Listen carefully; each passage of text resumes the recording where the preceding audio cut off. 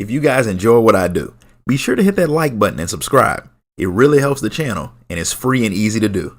Before we get started with today's video, I have an announcement to make. After years of telling other people's stories, I finally released one of my own. My novel Eternal Reign is available now in both ebook and paperback format for those of you who are like me and prefer to collect physical media. You can grab a copy right now on Amazon through the link in the description of this video. And now back to our regularly scheduled program. So for the most part, all of the lore for Final Fantasy XIV is actually available in-game, except for a few short stories that take place on the Lodestone.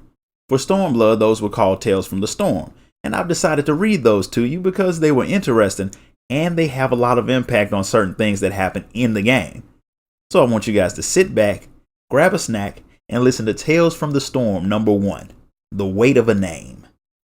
Just like that then, another squadron, lost. Conrad's shoulders sagged as he sighed and muttered under his breath, cursing the gods or himself. Monago watched his eyes. They looked past her, past everything. What do you see? The faces of the poor bastards you ordered to East End, I'll bet. Some of our best. None had survived the ambush. The Alamegan resistance comprised countless factions, and the people of Rhalga's Reach were but one. By its nature, it could never truly be defeated by the Imperial army. Nevertheless, the loss of so many experienced soldiers, some of whom had fought for nearly 20 years, would be keenly felt. Even a bloody novice like me can see that. Monago cleared her throat. We don't know if the Imperials found the tunnel, sir, but even if they didn't, without our men to guide them, our friends from Ul'dah are likely stranded. Out of the corner of her eye, Monago spied Mefrit frowning. Well, if you're not going to say it. Sir, if I may, who are these people? And why are we risking so much to get them on the wrong side of Belsar's bloody wall? The obvious question was answered with folded arms and furtive glances. After a time, Conrad spoke. They're scions of the Seventh Dawn, old friends. One is the daughter of Curtis Hex. The voice of the rebellion? The man who spat in the Mad King's eye? Monago wasn't sure what answer she had expected, but this wasn't it. Bloody novice indeed. Name's Ida, Conrad continued. After the occupation, she fled to Sharlayan. Learned a lot there, I'm told, but she never forgot about us. Ida's been assisting us for years now, as a scion.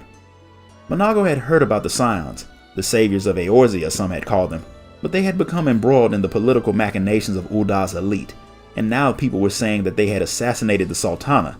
It seemed that Ida and her companion had reached out to the resistance seeking a means to escape justice. The East End squadron was their last hope, or so Monago thought. Nothing for it but to go and get them ourselves, Conrad said. The leaves twisted and twirled as they tumbled to the ground, traced by two pairs of eyes in the brush. All this for two people? It's not like him. Monago knelt, an arrow notched in her bow, trying desperately to ignore her own heartbeat. Gods, I hate waiting. Trust in the old bear.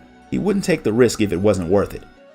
Mefrit, who had been tasked with training Monago, was ever the voice of reason.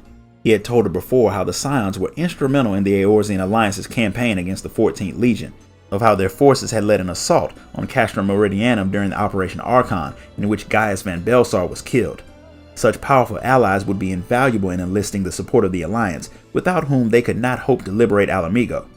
Monago scowled. If you say so. Mefrit glanced at her sidelong, then sighed. Just between us, I reckon he's got a mind to recruit her. Maybe even groom her for a leading role. Who? Ida? Think about it. The daughter of a revolutionary hero, returned to fight for her homeland's freedom. Now that's a tale that'll move men's hearts. That's a banner people will flock to. A bard's tale, aye. Some girl who's been away for 20 years. Just what we need. Symbols have power, he continued. Heard of the Griffin? She nodded. Mad bastard and his mask are preaching bloody vengeance to all and sundry. None knew his true identity, though some claimed he was a distant relative of Theodoric. Some even thought that was a good thing. Anyone's better than the Garleans, eh? Sod that, we've had enough of kings. A hawk's cry rang out. Time to go, lass. Up, up. The pair broke cover and ran towards the rocks.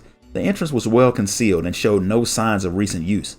A short while later, as they crawled on their hands and knees through a narrow tunnel dug more than a decade before, Monago recalled stories of Imperial sabotage and bodies buried beneath a mountain of earth and stone. She thought of Conrad and the others. Fighting right now. Dying right now, maybe. You'd better be worth it. The pair were in a bad way when they finally limped into the Reach, and what a pair they were. bleeding and bickering, still fuming over some great betrayal back in Ul'dah, worried sick about their comrades from whom they had been separated in the chaos. But a week at the barber's did wonders for their disposition, to a point. Papalymo, the thaumaturge, invariably assumed he was the cleverest person in the room, an attitude made all the more annoying by the fact that he invariably was. Ida, on the other hand, was reckless and impulsive, emotional, but she had a way with people, a way of making them smile and think everything was going to be all right. Both the scions were eager to lend a hand and repay the resistance, and it was not long before Manago came to view them as friends and comrades in arms. But when she thought back to what Mefford had said about Conrad's designs, about grooming Ida as a leader, she just couldn't see it. Not yet. It was a day like any other. Manago and Ida had been tasked with reconnoitering Castrum Oriens and were preparing to return home when a high-pitched wail cut through the silence. "A woman," hissed the scout, suddenly alert. "No, a girl."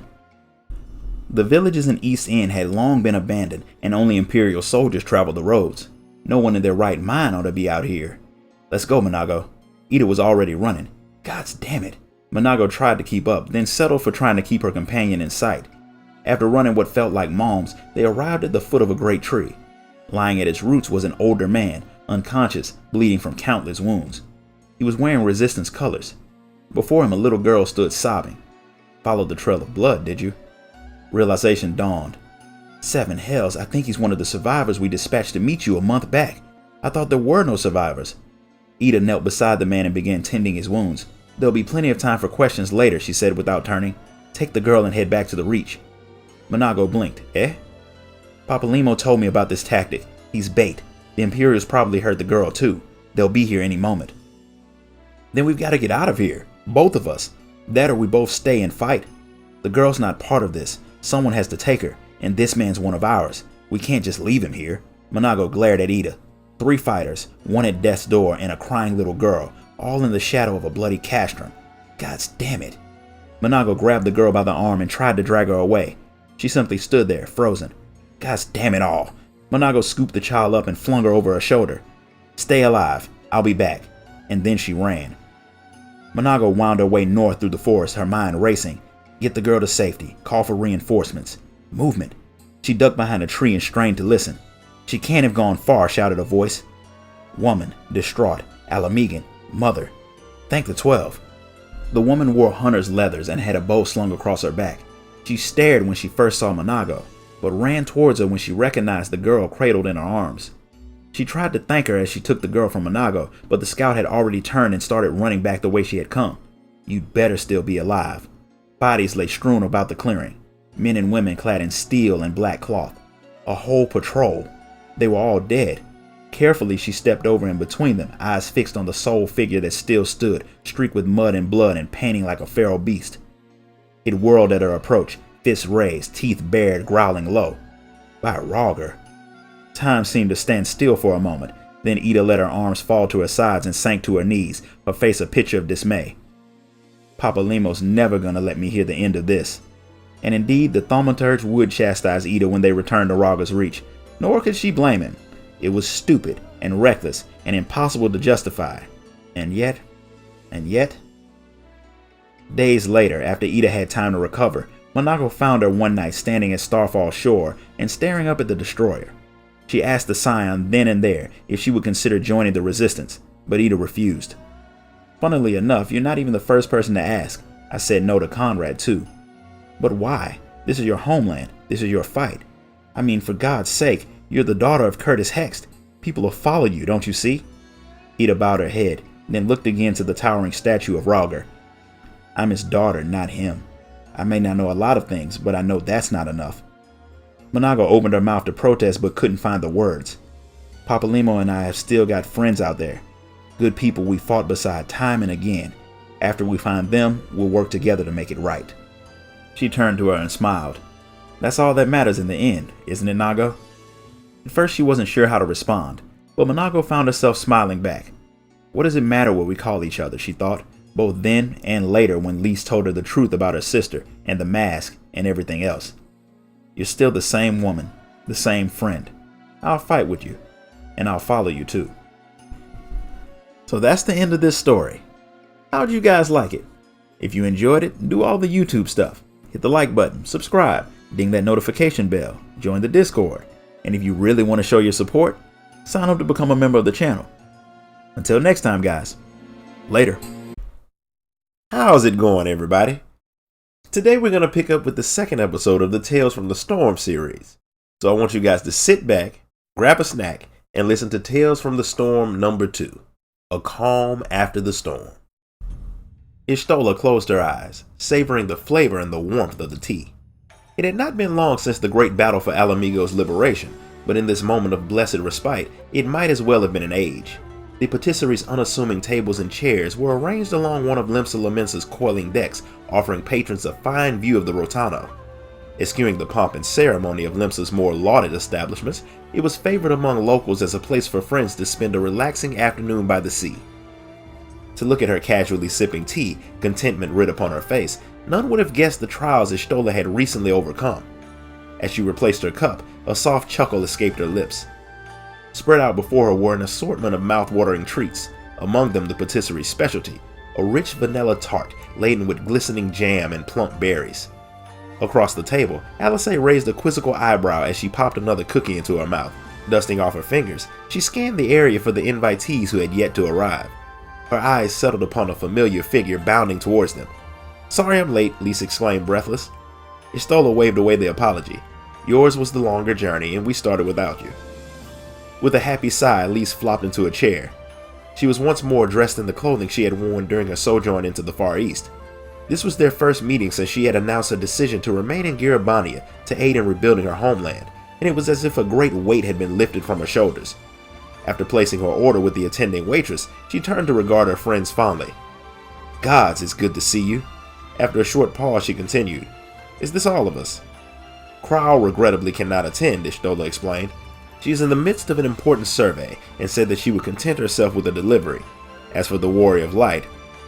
Swallowing her cookie, Alice picked up where Y'shtola had trailed off, a hint of displeasure in her voice. "Oh, he's doubtless engaged in some heroic endeavor or other. He knows the time and place, though, and gave me no reason to believe he wouldn't come." Lisa's smile was half amused, half resignation. "The more things change, eh? He never could stay still for long." Taking this as an invitation, Alice gave vent to her frustration. "Isn't that the truth? If he's not cheating death with his fellow adventurers, you can be sure he's off helping the beach tribes, or collecting tombstones, or regaling the children of Idleshire with the tales of his exploits, or delivering something to someone. Honestly, I don't think he sleeps." Nonplussed by her sudden flash of emotion, Y'shtola and Lise glanced at one another before bursting out laughing. Alice glared at them, her face a picture of indignation. "Forgive us," said Y'shtola with a twinkle in her eye. "We're but impressed by how closely you follow your hero's every act. What's that supposed to—" "I simply asked what manner of training he undertakes. For all the good it did me, none of it is anything I can reasonably emulate." "Well, I for one wholeheartedly approve of your choice of role model," said Lise, nodding sagely. "You too, Lise? If you want to talk about an interesting choice of role model, you should look no further than my brother." Bringing her fork to bear on her tart, Alice proceeded to recount her time in Yanxia. While Lisa's party traveled to the Azim Steppe in search of Lord Hien, Alice and Alphinaud had remained at the House of the Fierce. During that time, her bookish brother had helped to solve the Liberation Front's frequent shortages with a brand of wisdom that could only be described as useful. When I asked what had prompted him to turn his mind to practical matters, he told me he had met a man who taught him much and more of the road, and that he did not wish to seem idle should their paths cross again. Naturally, he wouldn't say who this mystery man was, only that he saw him as a brother, as if I needed another brother to contend with. Alice punctuated the statement by plunging her fork into her tart. Lise received the tale of Alphinaud's change with earnest interest, while Y'shtola, having an inkling as to this object of admiration, could only smile wryly. Being a man ungiven to sentiment, she knew the knowledge that he was missed would do little to hasten his return. The waitress appeared with Lisa's drink, a glass of lemonade made with honey lemons from Othard. The first sip made her eyes light up, and she followed it with a longer draught. Seeing Lisa's enjoyment took Y'shtola back to her earliest days in Limsa Lominsa, where she was just beginning to discover the city-state's renowned gastronomic culture. For all the culinary knowledge stored in Charlene's vast libraries, nothing could replicate the experience of enjoying a delicacy in its native land. "So how fare you, Lise? Has the rebuilding effort begun in earnest?" Y'shtola's question snapped Lise back to reality, and she lowered both gaze and glass. "Sort of. There's no end to the problems, and they're not the kind I can punch. Thinking was always Papalimo's department. I mean, I'm doing my best, but, well, things rarely go to plan. Absently, she ran a finger over the droplets on her glass. I still catch myself wondering, what would Father do? What would Edith say? Why am I not like them? And I end up making myself depressed. Hearing her own words, Lise tutted and fixed Y'shtola with a determined stare. But I won't give up, not after everything it took to get this far. Seeing the fire in Lisa's eyes, Y'shtola could not help but be reminded of Ida when she spoke of liberating her homeland all those years ago. How proud she would have been. Letting out a sigh, Alice placed a second slice of tart on Lisa's plate. But I haven't finished the... You need to keep up your strength, Y'shtola declared in a tone that brooked no argument. We all know that working hard makes you hungry, as does being serious, as does thinking in circles. Lisa's shoulders slumped. Gods, I'm not that bad, am I? Y'shtola settled the matter by serving her another slice. Should you doubt yourself, do not hesitate to lean on those around you. Upon us, you have more than the memories of your family to call upon, Lise. Remember that. Thus reminded, Lise found her smile again. While attending to the contents of her well-populated plate, Lise reported on the recent happenings in her life. I've made a new friend, she began through a mouthful of tart. A boy about my age, who used to be in the resistance. He, knows everything there is to know about Alamegan politics and history, all the stuff I'm hopeless with, basically. It's, actually thanks to him that I had time to come here today. He helped me dig up some old records on a mine I'd been searching for. She paused mid-chew, eyebrows furrowed. But he has this queer habit of looking straight past me. I thought he might have a lazy eye at first, but no, he just won't meet my gaze. I don't know what to make of it. I expect he's daunted, Alice posited, and small wonder, you're a hero. Y'shtola rolled her eyes. Children, must I spell it out? The boy is smitten with you. Lise greeted this revelation with a shower of crumbs and no small amount of coughing. You're joking, she finally managed. Yes, I am famed for my sense of humor, Y'shtola agreed, her face stony. But were that not the case, you might entertain the thought. Unless, of course, your heart is already spoken for. The handsome young lord of Doma was of similar age, was he not? What? He? No, I admire him and all, but so do lots of people. And I might know someone who admires him especially. Lisa's gaze floated off into the distance along with her thoughts. She said no more on the subject, and the others did not pry. As if to signal the end of her report, she gave her lemonade a hearty stir before narrowing her eyes at Y'shtola. What about you, Y'shtola? What do you think of, Lise searched about for a suitable candidate. Thancred, maybe. Or one of the others. I can honestly say that they have never crossed my mind. If you must know, however, at that moment a memory came to her unbidden. She was convalescing at the Rising Stones after her disastrous encounter with Xenos when her sister paid a visit. Though glad of her preservation, this latest brush with death had plainly come too soon after the livestream episode for Amitra's liking, and she proceeded to rebuke her over the willful disregard she had shown for her own well-being. Her sister knew how dedicated she was to her chosen path, and would ordinarily have left it at a few stern words, but this time they burst forth as a torrent, knowing no cease until she sent Amitra away, pleading weariness.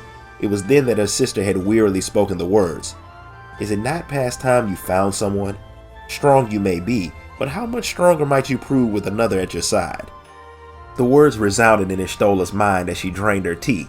Beyond the cup, she spied the other two leaning forward in ill-conceived anticipation. She flashed them a curt smile. Nay, mayhap it is better that I keep my own counsel. Lise and Alice fell back with a groan and set about grumbling. Ignoring them, Y'shtola reached for the teapot. Her hand stopped short as her ears discerned familiar footfalls. 'Twould seem our gathering is finally complete. In unison, the three scions turned to look, and sure enough, it was him, the warrior of light. So shall we order more of everything? The afternoon was yet young.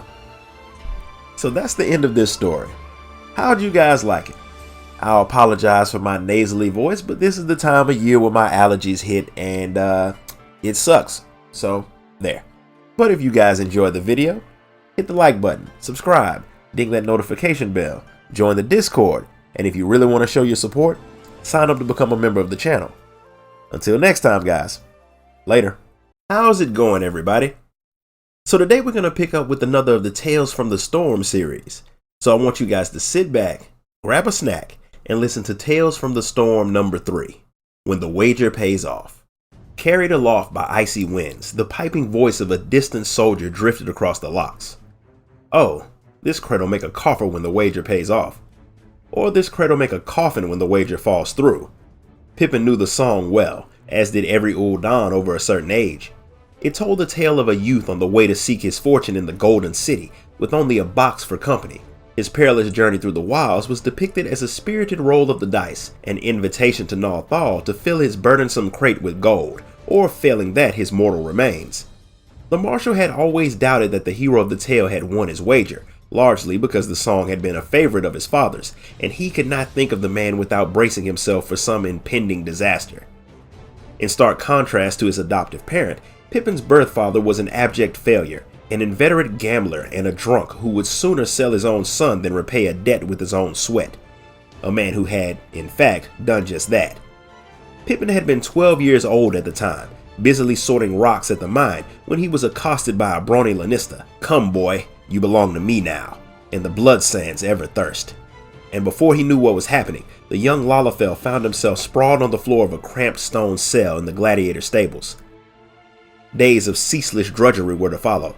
Every morning he was awoken at the crack of dawn to perform chores for the old fighters, and when those duties were done, he could look forward to hours in the practice yard under the gaze of the merciless drill master, the slightest mistake corrected by the snap of a whip or the thud of a cudgel. The only thing Pippin didn't hate about his new life was the food. A gladiator's body was an investment, and the Lanista wanted his charges fit and strong to bring home his share of the prize money. Even the novices were provided with hearty meals, great slabs of bread and fist-sized chunks of meat swimming in broth. Better still, the cook was liberal in his use of spices, treating Pippin's palate to a world of flavors he never knew existed. But beyond that single pleasure, the pain of each passing day seemed ever more difficult to bear. Pippin wasn't sure how long he could endure the grueling routine, and even if he did, there was no guarantee that he would survive his first match on the sands. I am no better than a slave. Desperate to escape, Pippin watched and waited for a chance to run away, but the drill master never once seemed to relax his guard. It seemed there was no way out but the grave. Then, after a year of back-breaking labor and bone-crunching training, he was ordered to serve as an attendant to one of the stable's champions. It was a meeting that would change Pippin's life forever, though it hardly seemed momentous at the time. "How old are you, lad?" 13. The gladiator seemed satisfied with Pippin's answer, and made no further effort to engage him in conversation during their walk to one of the Colosseum's antechambers. Unsure if the rugged Highlander was nervous before his match, or merely a man of few words, the boy resolved to hold his tongue. Gladiators could be a foul-tempered lot, and Pippin did not wish to earn himself a clip around the ear for breaking this one's focus.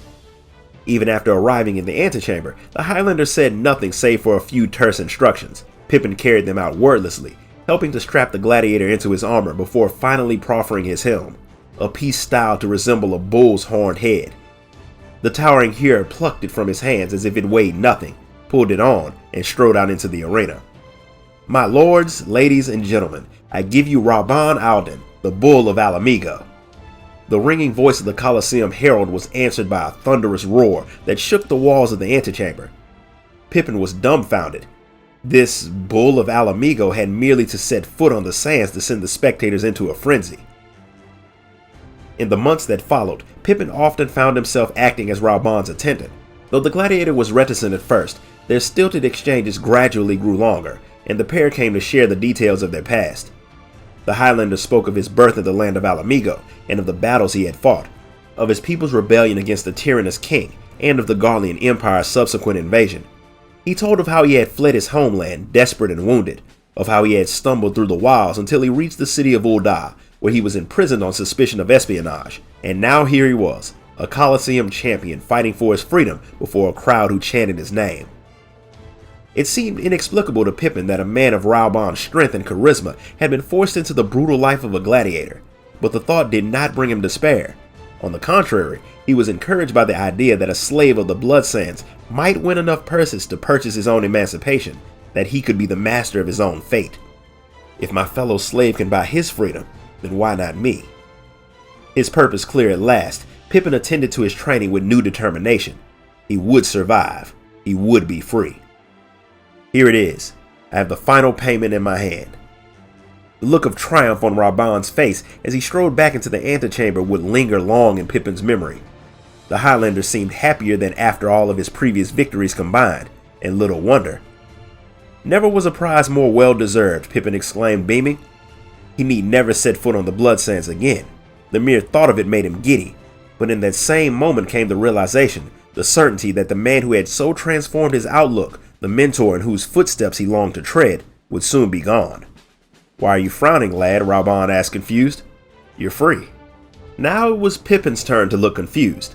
They stood frozen for a moment in an awkward tableau, a hawking gladiator clutching a bulging prize purse staring down in consternation at an equally puzzled Lalafell youth. "I'm saying you needn't risk your life anymore," Raban went on, a hint of exasperation in his voice. "Most young gladiators never get to be old. Pit two against each other, and both are apt to end up dead. I would spare you that fate."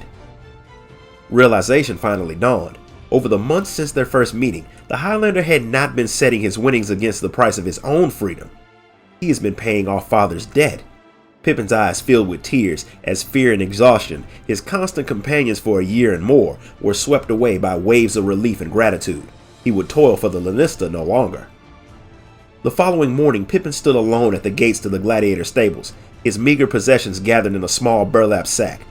Raban could not leave his cell, and it seemed that neither the drill master nor the Lanista cared much for a youth in whose future they had no further investment.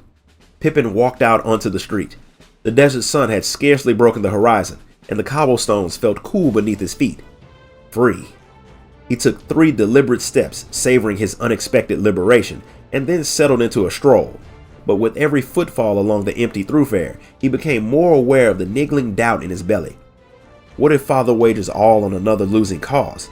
His wine-sodden sire had already shown a willingness to sell off his only child. There was nothing to prevent him from doing it again. Never. Pippin came to an abrupt stop, turned on his heels, and set off back the way he had come. "Pippin, lad, I thought you'd be long gone by now." Raban tilted his head as the small figure at the door to his cell took a deep breath. "I wish to continue my training as a gladiator," Pippin declared, his voice clear and unwavering.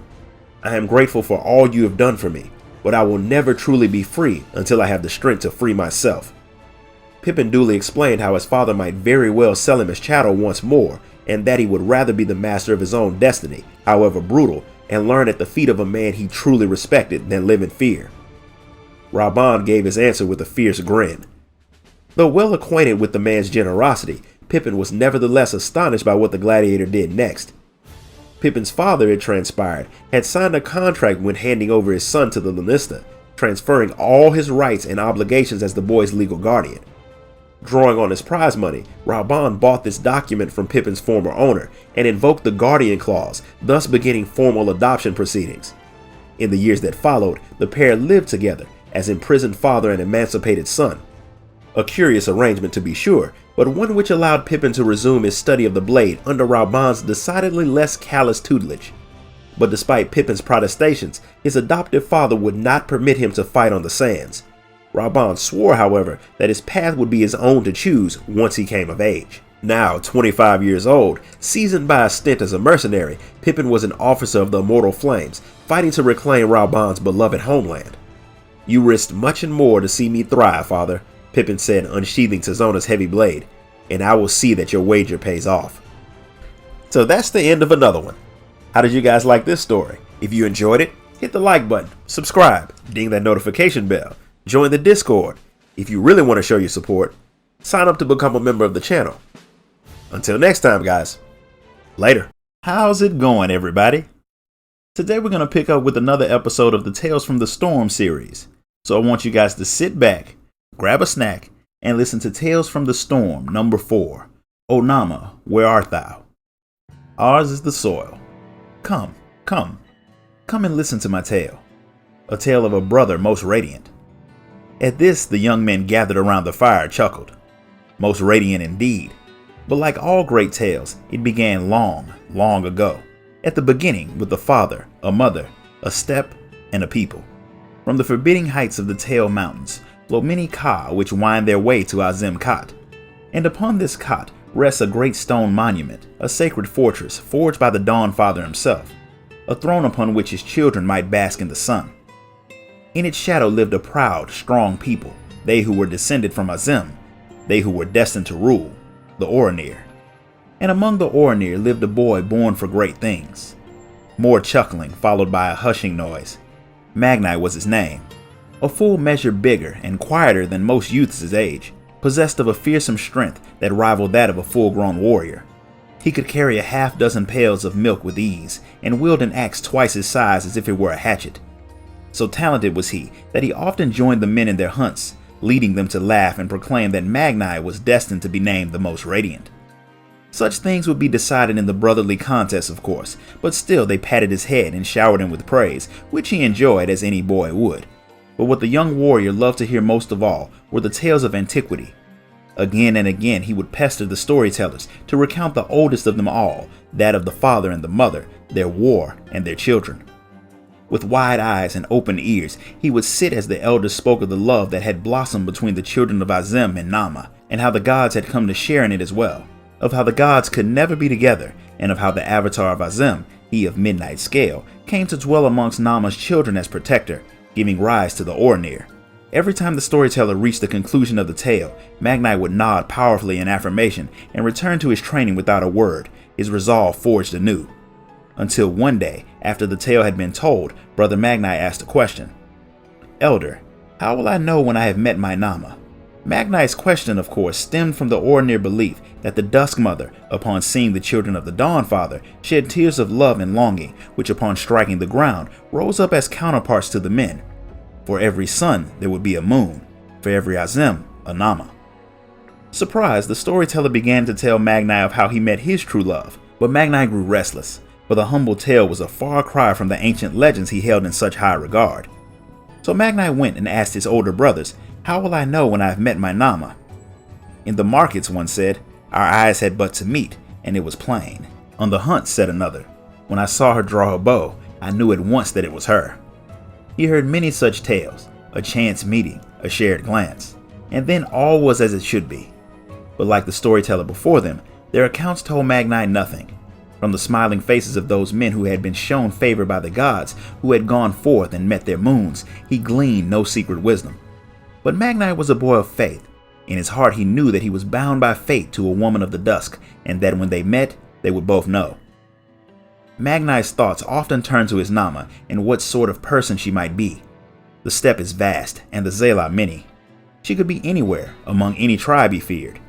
Now Magni had many sisters, and they were no less formidable than he. Whenever he tried to sneak away to play, in neglect of his chores, they would not rest until they had tracked him down. Once discovered, he would whine and protest, for he cared not for such menial tasks, but they saw to it that he completed each and every one, for which he liked them not at all. One day, as he sullenly tended to wool freshly dyed by his elder sisters, he mused that his moon would never raise her voice to him as they did. Nay, she would be a gentle, ethereal maiden. Aye, that would be the perfect wife. Later, Magni was sent out alone by his sisters to bring home a lost lamb. As the burning sun sank low on the horizon, the boy came upon a horde of howgai, thick as summer grass, drawn by the bleating of his quarry. He waded through the beast and saved the lamb, of course, but by then the stars were out, and Magni had no choice but to take shelter amidst the rocks with the animal and wait out the freezing night. He woke as the Dawn Father's growing light began to blot out that of the stars. He watched as the world was transformed by the grace of Azem, as the sky grew brighter and brighter, like the cheeks of a blushing maiden, and the sight filled his heart with joy.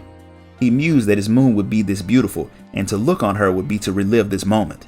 She would be a dancer in the morning mist. A groan followed by a burst of laughter.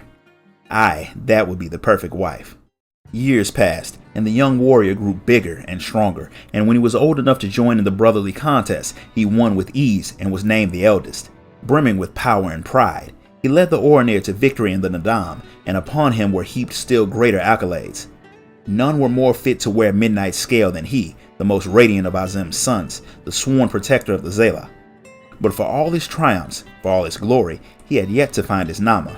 There were maidens who made overtures, of course, but Magni was particular, very particular.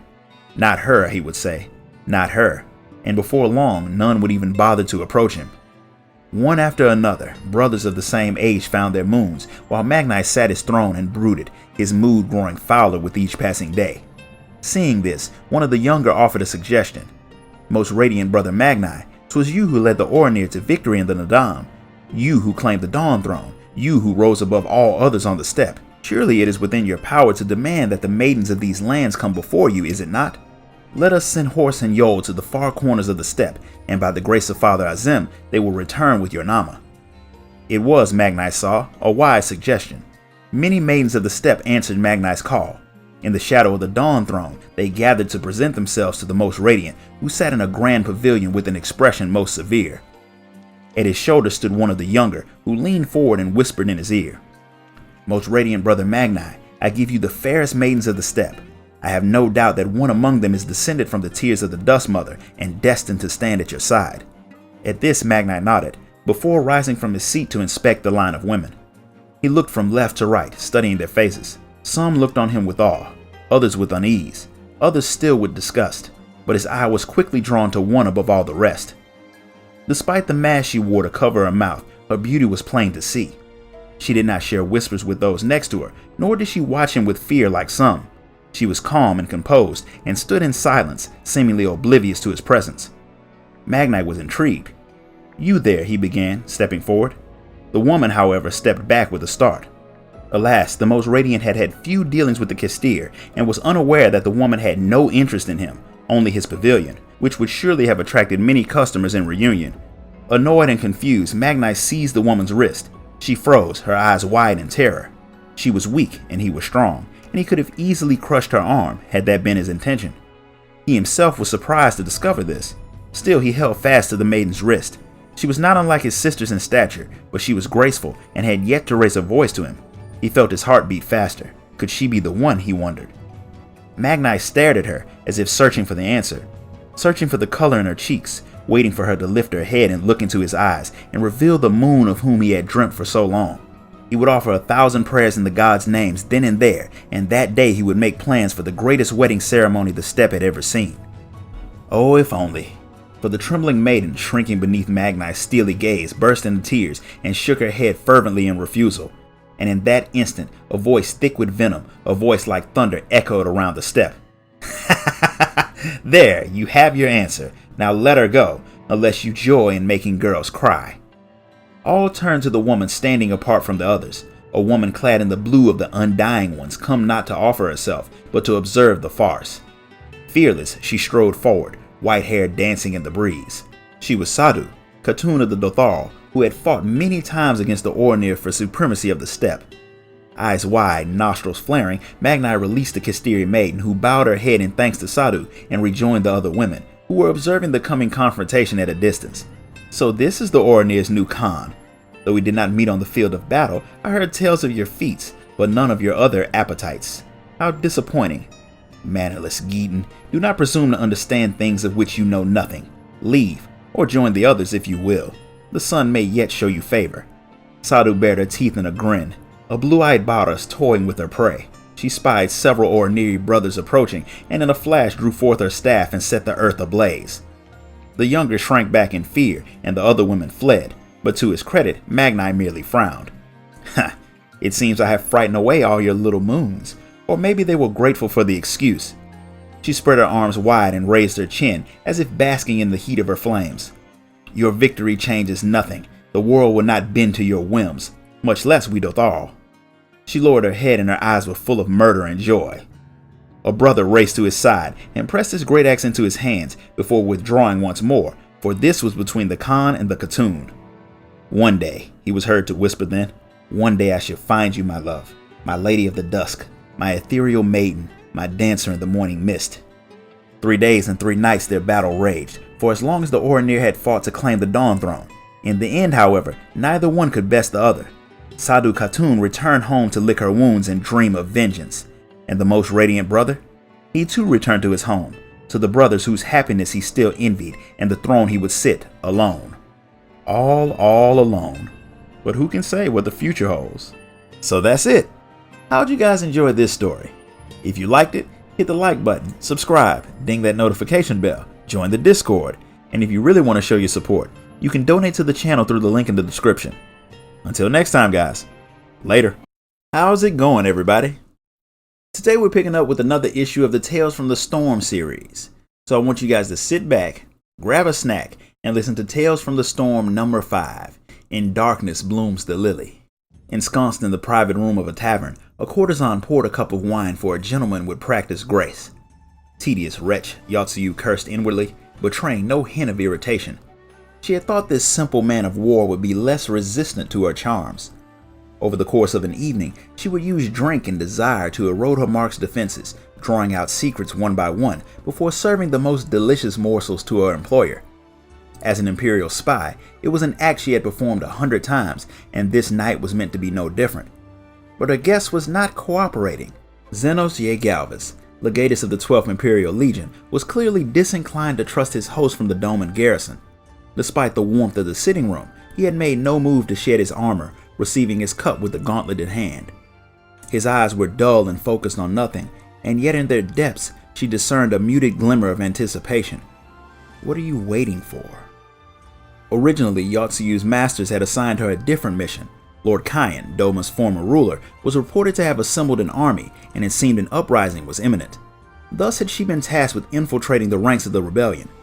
She was to offer them military intelligence, supposedly gleaned from Imperial visitors to her establishment, and play the part of a devoted patriot, willing to risk her life to gather vital information. Once in place, she would instead funnel the rebel army's plans back to the Empire. A betrayal of her kith and kin, to be sure, though the courtesan felt not the slightest shred of remorse. Was it not her closest kin, her foster parents and her late husband, who had made her life a living hell, and none who witnessed this treatment had lifted a finger in her defense? As far as Yotsuyu was concerned, her countrymen were complicit in her abuse and deserving of the same punishment as her abusers. Yet on the day she was to begin the operation, the garrison's intelligence officer called her back. They had received word that an Imperial legatus would shortly be arriving from the capital to assess the situation in Doma. Lord Xenos was his name, one she had heard before. With Emperor Solus on his deathbed, a clandestine war of succession was already beginning to wage in Garlemald. Solus's eldest being dead, his grandson Varus was next in line to the throne, but the Emperor's second son Titus had other ideas, and no shortage of support. What he did not have, however, was Varus' standing with the military, nor less a ready heir, this Xenos. As a public ally of Titus, the Viceroy plainly considered the legatus a threat, Yotsuyu saw, and the fact that they would entrust her with so important a target bespoke how high she had risen in their esteem. Finally, some recognition. She favored the intelligence officer with a wintry smile. I understand Kyan and his fledgling rebellion have yet to be stamped out. Could it be that the Viceroy's superiors are unsatisfied with this lack of progress? Yotsuyu feigned a look of sympathy. How galling it must be to have a political rival travel all this way just to prod one's sorest spots. The officer frowned in consternation. We are well aware that Doma's present troubles afford our opponents an opportunity to undermine our position. But this visit also affords us an opportunity, he continued, fixing Yotsuyu with a meaningful stare. If we were to tease from Xenos some insight into his father's plans, we may yet emerge from this exchange with the upper hand. It's all the same to me, Yotsuyu purred. Another man, another evening. He passes the night in bliss, and I steal every word that falls from his careless tongue. Simple. They had treated her like cattle, but now she held the switch. She had no taste for the sweet nothings men showered upon her. It was the spectacle of their graceless slide into self-destruction which sated her vengeful appetite, at least for a time. Yet the plans of both Yotsuyu and the Viceroy were defeated at the outset by Xenos' unshakable lassitude. The visiting legatus barely spared his host a glance as he lounged with obvious boredom on the cushions provided. Having braced himself for a humiliating examination of his failures, the Viceroy withdrew in some confusion, leaving Yotsuyu to attend to the needs of his guest. The hour grew late, and Xenos emptied his cup again and again, but the wine may as well have been water for all the effect it seemed to have upon him. Will the man never get drunk? Yotsuyu wondered in exasperation. Then, just as she had begun to contemplate simply throwing herself naked into his lap, he spoke. What manner of place is this Doma? The courtesan hesitated at the sudden question. She had no shortage of answers, of course, and could gladly wax lyrical upon the shortcomings of her despised birthplace until dawn. But her task was to unburden her target of his secrets, not unburden herself. At least he's talking. I'll loosen that tongue yet. As she looked up, however, the perfunctory response she had prepared died in her throat. The eyes which had spent the evening staring past her now bored into the depths of her soul. I am weary of empty chatter, he warned. Tell me instead how such a face came to hide such bitterness. The tale may serve to amuse me. Such a blunt manner you have, my lord, Yotsuyu quipped, unwilling to relinquish her facade. Shall we blame the sake for this breach of etiquette? Zenos merely stared in silence. It was plain he had no intention of acknowledging her deflection. Rather than feel discomfited, however, Yotsuyu found herself spellbound, the glare of his undivided attention captivating in its brilliance. In an instant of clarity, she understood. This man will go far. The sound of falling rain seeped into her consciousness. A sudden hammering downpour that dissolved the moment which had held her frozen, but a connection had been made. The briefest stay in Doma will tell you all you need to know, my lord, Yotsuyu began. Yangsha is a dunghill. Zenos drained the rest of his cup and leaned forward with interest. Ah, there you are. It intrigues me to see a woman struggle with such rage when tradition dictates that she appear meek. Tradition, the courtesan spat. My countrymen strangle themselves with the shackle of worn-out customs and formalities. Their eyes bulge and their limbs spasm, and still they cling to precious notions of honor and sacrifice. Now that she had given voice to her hatred, the words came spilling forth unbidden, a deluge which would have continued unabated had Zenos not risen to his feet. His eyes seemed to seek something beyond the walls of the tavern. Waiting on the storm to cover their approach, he murmured. I was curious to hear more of your story, but the evening's true entertainment has arrived. What? Yotsuyu had barely uttered the question when the nearby window exploded inwards. Ears ringing from the noise, she registered several black-clad forms clambering in through the breach. The intruders drew blades and surrounded Zenos with appalling swiftness. Yotsuyu, meanwhile, scrambled backwards in a crouch and took in the unfolding scene. Assassins, she realized coldly, and not terribly discreet ones. They had dressed themselves in the garb of shinobi, but their swords and the manner in which they held them were distinctly imperial. Bastards, she screamed, furious at her own gullibility. They sent me in here to die. Not one of the masked killers so much as glanced in her direction. Zenos himself seemed unconcerned, bored even as he surveyed the naked steel arrayed against him. Making no move to retrieve his own sword propped out of reach against the wall, the legatus calmly addressed the room. Lord Zenos, slain in the arms of a Doman courtesan. Yes, such a scandal is worth the ignominy of failing to protect a royal guest. His lips curled into a humorless smile, and should Doma's fugitive ruler be implicated in the plot, all the better. The viceroy would have his reinforcements within a week. The assassins remained mute as they edged closer and closer. In the next instant they were upon him, blades flashing in synchrony, their tightening circle obscuring his armored form from Yotsuyu's view. Bracing for the inevitable, she was momentarily confused when each of the attackers seemed to pause in unison before slumping lifeless to the floor. As they fell, Zenos appeared to her to rise from the tangle of black-clad limbs like a vengeful angel, but in truth he stood motionless, his expression unchanged. In one hand he held an assassin's sword. How? Yotsuyu gaped in disbelief, trying to make sense of what she had just witnessed. She could but assume that he had seized the blade at the last moment and felled the entire band with one impossible cut. I had hoped that a land on the brink of rebellion might offer some measure of sport. The legatus looked down at his fallen opponents and grunted in annoyance. But if the viceroy imagines a handful of hired knives sufficient to remove me from the hunt, I have sorely overestimated my prey. Yotsuyu felt something warm trickle down her cheek. Unthinking, she raised a hand to wipe it away and was bemused to find her finger stained red. Glancing down at her kimono, she saw that it was splattered with blood. Why do you smile? Looking up, she noticed the legatus gazing upon her once more, and realized that she was indeed smiling. Of the many imperial officers she had encountered, some reputed great men, not one seemed so assured of his own power, nor so uninterested in projecting it. Should this strength be brought to bear upon Doma, a wretched nation would finally meet the end it deserved. Zenos' eyes narrowed at her widening grin, and he strode uncaring over the bodies of her slain to bring his lips close to her blood-streaked face. What is your name? He breathed, voice scarcely above a whisper. When morning came, no mention of the failed assassination attempt was made, and Yotsuyu duly returned to a mission to infiltrate the rebel forces. Days turned into weeks, and when the heady rush of that blood-soaked evening had at last begun to fade, Kyan staged his long-planned rebellion. Predictably, the Doman viceroy could not contain the revolt, and the 12th Legion was dispatched to intervene. After sweeping through Yangsha, Zenos defeated Kyan himself in single combat, and the rebellion crumbled soon after. Among the crowd of haggard onlookers encouraged to watch the 12th Legion's subsequent victory parade through the enclave, a courtesan stood unregarded. She had eyes only for the man who marched at the head of the procession, his features blank and unchanging under the bitter scrutiny of the Doman citizenry. And when she slipped away to follow behind the soldiers, there were none who noted her absence. Some few days later, the acting viceroy who would rule over the lands of Doma and Xenos' stead was announced, a woman by the name of Eorzea. The power was hers now, to taunt, torment, and torture every miserable soul who huddled in her hated domain.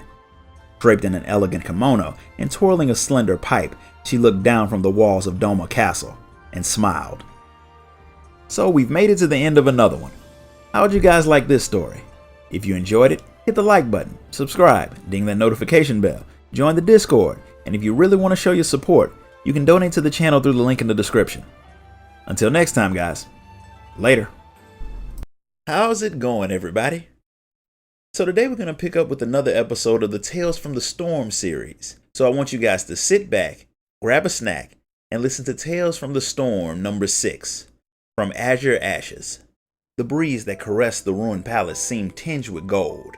More than anything else, it was said that the great worm Ratatoskr loved to weave songs, and the eldritch power of her verses still lingered here, 1,000 years after her voice was forever silenced by the treachery of mortals.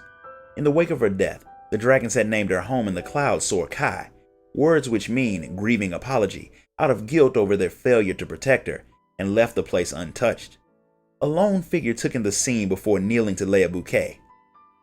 I know I make for a strange messenger, but the war is over. It was, he conceded, an awkward utterance, but how could it be otherwise? What else could he say to the she-worm whose murder had kindled the flames of the Dragon Song War, he whose sole purpose in life had been to hunt her kind? Sorry? Even as he struggled to fashion an apology, a sudden gust scattered his offering of flowers, sending petals billowing in all directions. I did not expect to find thee here, Azure Dragoon.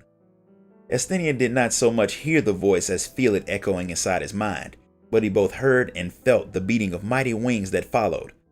Looking up, he beheld a familiar white form descending. Racevelger. So much for privacy. Following Nidhogg's defeat and his miraculous rescue upon the steps of faith, Esthenian had remained in the Holy See only long enough to witness his old friend Emmerich appointed Lord Speaker of the House of Lords. He had then quietly taken his leave, not with the mind to forsake his homeland, but to ponder how he might serve it in this new age.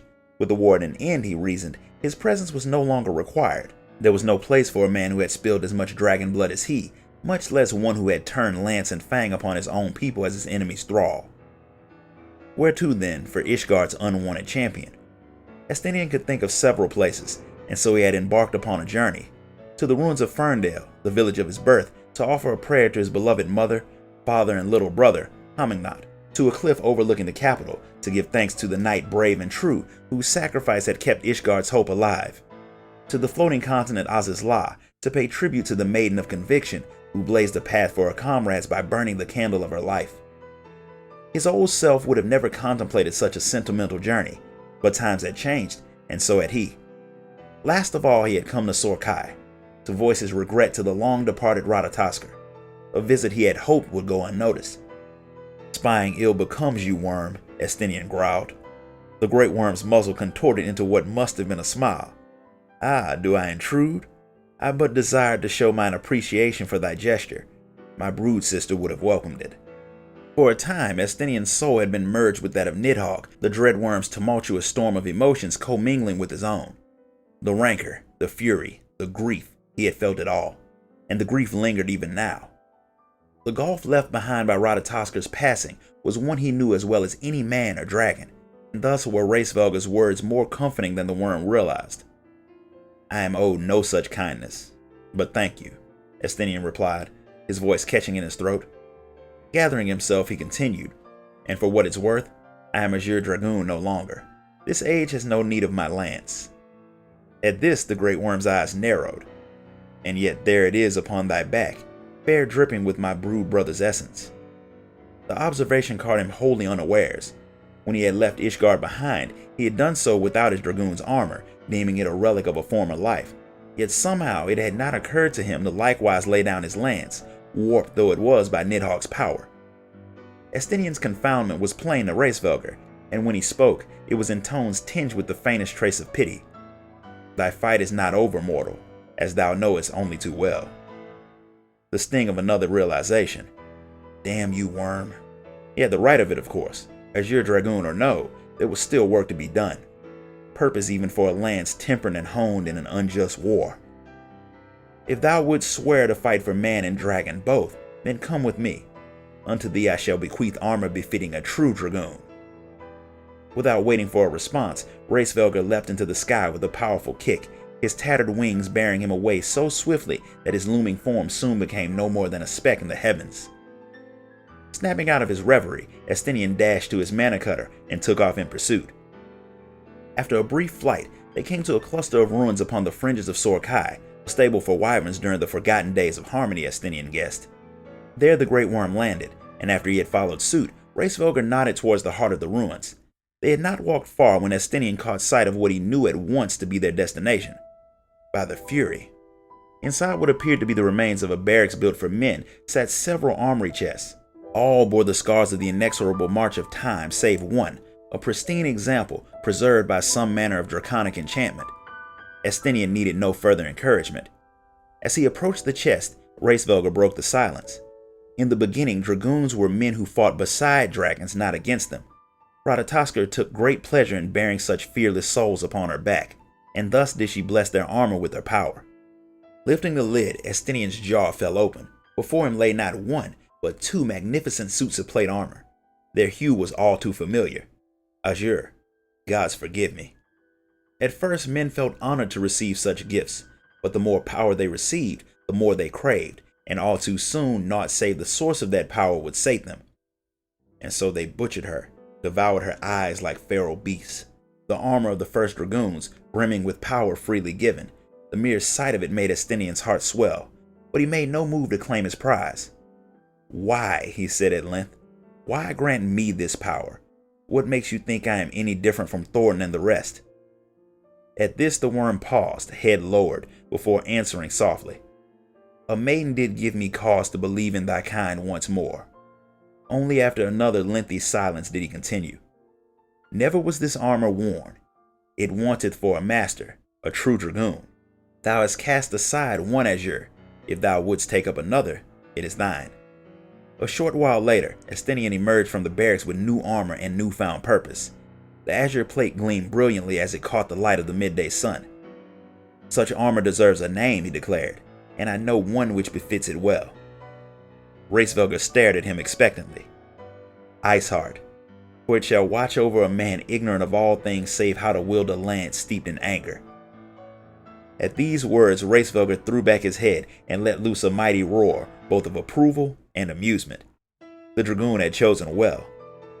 When Estinian finally left the churning mist, his feet carried him almost of their own volition towards the battlefield once more, there to cut a path for his comrades whose struggles yet continued.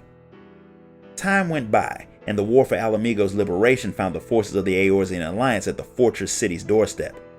From his cliffside vantage point, Estinian watched as the host wended its way through the locks, a great serpent with soldiers for scales.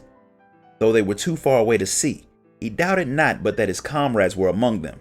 Emmerich, Alphino, the warrior of light. He had silenced the monstrous cannon at Castrum Abania to pave their way, the final act of casting down the Garleans he left to them. Something else demanded his attention, a matter for him alone. Make that two matters, he inwardly corrected. Spent of ether as they were, it had been no easy task to track them down.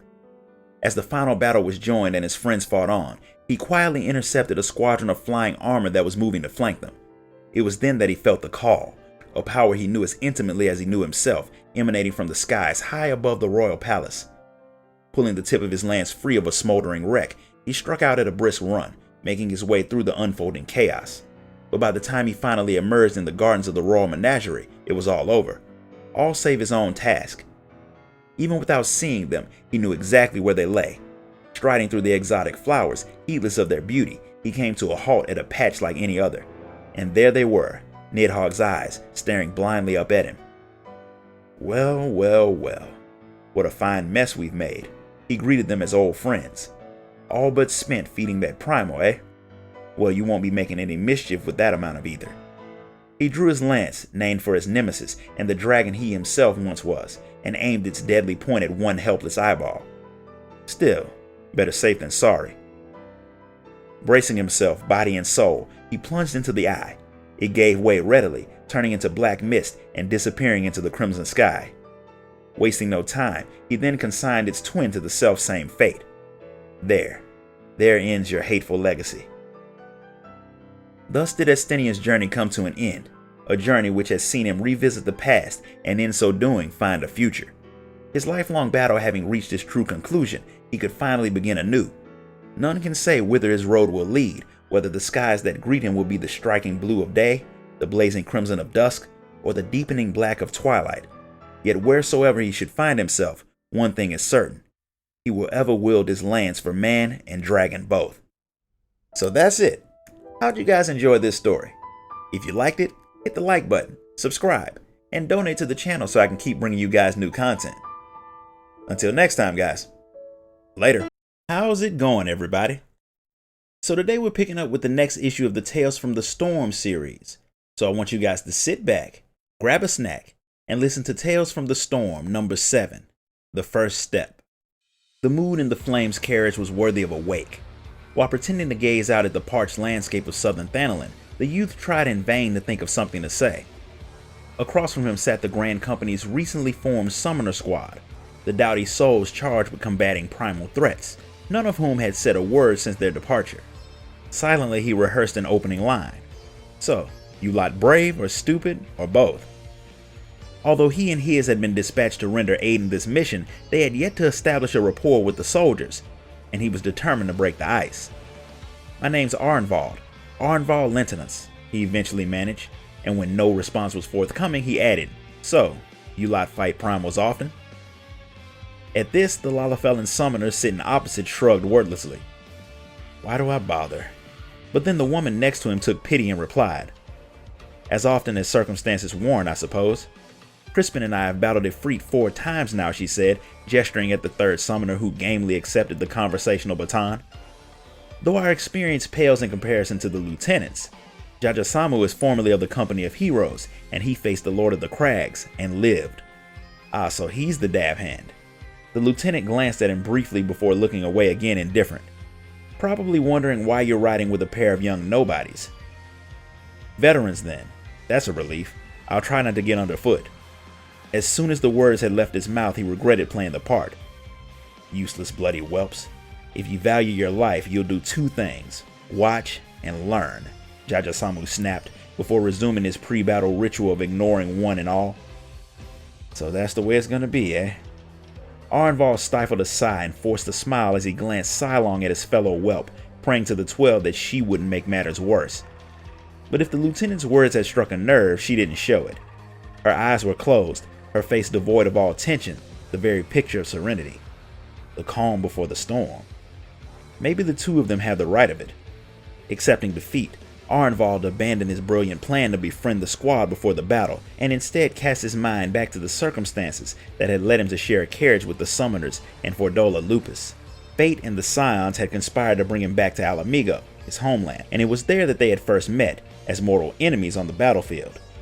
The same age, the same birthplace, and yet somehow they had come to lead such different lives. He, the half-breed spawn of a Garlean soldier cast out by his mother, had left Girabania and become an adventurer, while she, a pure-blood daughter of Alamigo, had been gifted an imperial education and taken up arms against her own countrymen. Yet for everything we strove to escape, to deny, our past led us here. As a scion, he had earned the respect of the resistance and the Alamigan people, whereas she, as a traitor and a kinslayer, had earned their scorn. Only death would answer death, they believed. Nor perhaps were they wrong. And then came the day they stood on the same side of a battlefield. Representatives had gathered from all across Girabania to discuss the future of Alamigo, only for proceedings to be plunged into chaos by Anata treachery. Sri Lakshmi, summoned by the Kalyana, would have bound all present to her will were it not for the intervention of the Warrior of Light, Arnvald, and Fordola. It's done. Take me back to my cell. With those words, Fordola had thrown down the sword Lise Hex put in her hands when the former scion had challenged the hated butcher to take her own life, as Zenos had, or use her newfound powers for a noble purpose. Arnvald watched them lead her away, watched as they once more debated the fate of his kinswoman and her fellow collaborators. In the end, it was Raban who had proffered the solution: conscription. A new unit in which some convicts might serve out their sentence instead of in a cell or at the end of a rope. Though others were extended the offer, it was plain who they wanted most: Fordola had proven herself capable of withstanding primal influence. Her abilities as a resonant, coupled with her combat expertise, made her an invaluable asset in the never-ending war against the primals. A weapon. She agreed. "Out of the carriage, let's go, let's go." The words of the Roganan captain riding with the coachman dragged Arnval back to the present. With practiced precision, the summoners grabbed their gear and disembarked, forming a line before their superior. Arnval followed suit. "As you know, yesterday, Master Coltonet of the Scions informed us of an etheric disturbance in the vicinity of the Zanrock altar. Said disturbance can almost certainly be attributed to a primal summoning." The captain walked up and down the line, searching his soldiers' faces. "Luckily for us, we've got ourselves a couple of secret weapons." Arnval felt their eyes upon him and Fordola. Arnvald of the Scions and Fordola of the Resistance, echo-blessed, the both of them, so no need to worry about them getting tempered. That said, I'm obliged to divulge certain details regarding the latter. He saw their faces darken as they listened, their eyes narrow, their bodies tense. Fordola cocked her head and chuckled. "If I was gonna stab you, it'd be in the front, not the back. But don't worry your little heads, my neck's still in the hangman's noose." She tapped the gem-inlaid choker below her chin with 2 fingers. You can trust in words, or you can trust in magic. If the Resistance Thaumaturge tasked with keeping an eye on Fordola was so inclined, he could trigger the enchantment woven into the neckpiece, causing it to gradually grow warmer and tighter, slowly searing her skin as it choked the life from her. Rather you than me. A proper hanging snap your neck at least. The captain cleared his throat and continued. "Given their talents, we'll have them hold Ifrit at bay while the summoner squad engages at range with Aegean magics. You'll have healers as support, as well as the girl's minder. I'll be directing the diversionary maneuvers to the south. Any questions? Right then." They left the Forgotten Springs en masse and ventured a few moments east into Sagoli before Captain Wolf and his contingent peeled off to lay siege to a nearby Eorzea encampment, providing the summoner squad with the distraction they needed to head north towards the Zanrock altar undetected. Arnval then led the way through a narrow canyon, clinging to the shadows some 50 yalms ahead of the party. Spying an oblivious sentry, he gestured for his comrades to stop and slowly drew his dagger. Wiping the blade clean, he looked back and signaled the others to join him. As one, they continued north towards the altar where they found, as they had feared, a ring of flame and the Lord of the Inferno waiting at his heart. Even in the aftermath, he struggled to remember the fight.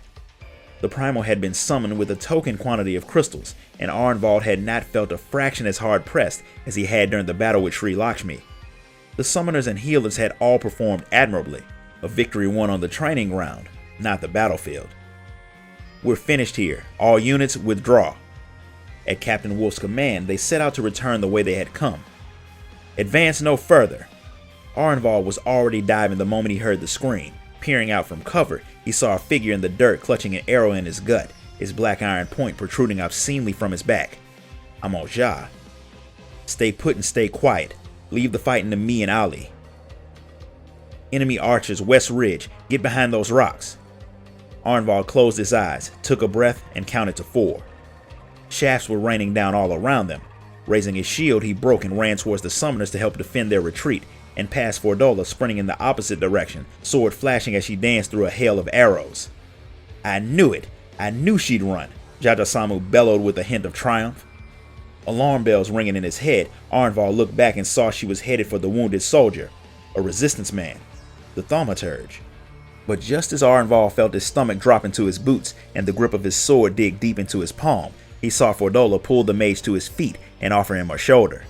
And then Arnval was running again, this time into the open, his silver armor flashing in the sunlight as he shouted curses and threw stones at the archers on the ridge, daring them to face him. After a time, the arrows subsided and the archers vanished from sight. Better to leave the madman be, eh? For a moment he let himself relax. "Keep your guard up, boy." Arnval caught the first arrow on his shield and drew his sword in time to cut down the second and the third. "Sorry, Abba," he whispered. The archer, a hawking brute of an Eorzea wearing a mask, took careful aim. Bugger it. With a cry, he raised his shield and charged, closing the gap and driving his full weight into his ill-prepared foe. As the archer staggered backward, Arnval raised his sword and brought it down, cleaving his enemy's bow in two as he raised it in a vain attempt to ward off the blow.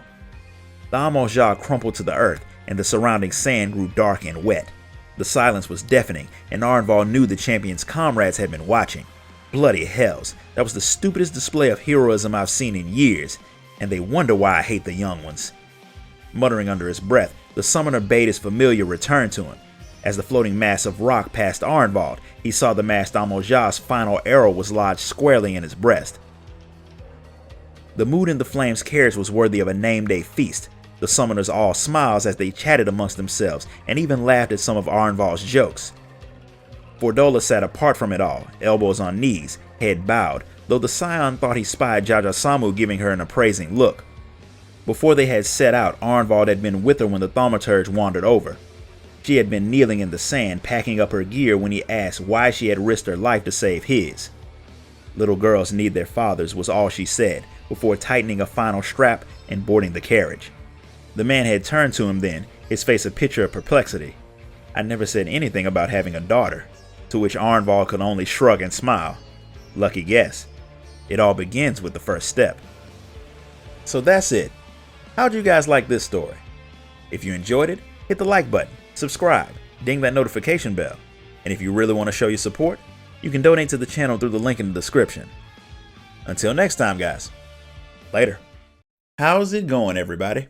So today we're picking up with the final episode of the Tales from the Storm series. So I want you guys to sit back, grab a snack, and listen to Tales from the Storm number 8, a display of ingenuity. The winter of the Garlean Empire's 33rd year was a bitterly cold one, and the capital lay muffled under a thick blanket of snow. Black uniform stark against the pristine white, a boy strode as briskly as he could through the knee-high drifts, his boots spraying powdery flakes before him with every hurried step.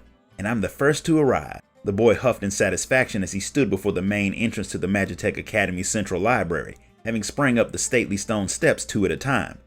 Brushing his silvery hair out of his eyes, however, his moment of triumph was cut short by the sight of a skinny youth, blond and smirking, sidling into view from behind a colossal marble pillar. Sorry to disappoint you, Garland, but you'll have to get up earlier than that to beat me. Such was the first meeting between Cid Garland and Eorzea, at least as far as the young Cid was aware. The pair were similarly exceptional.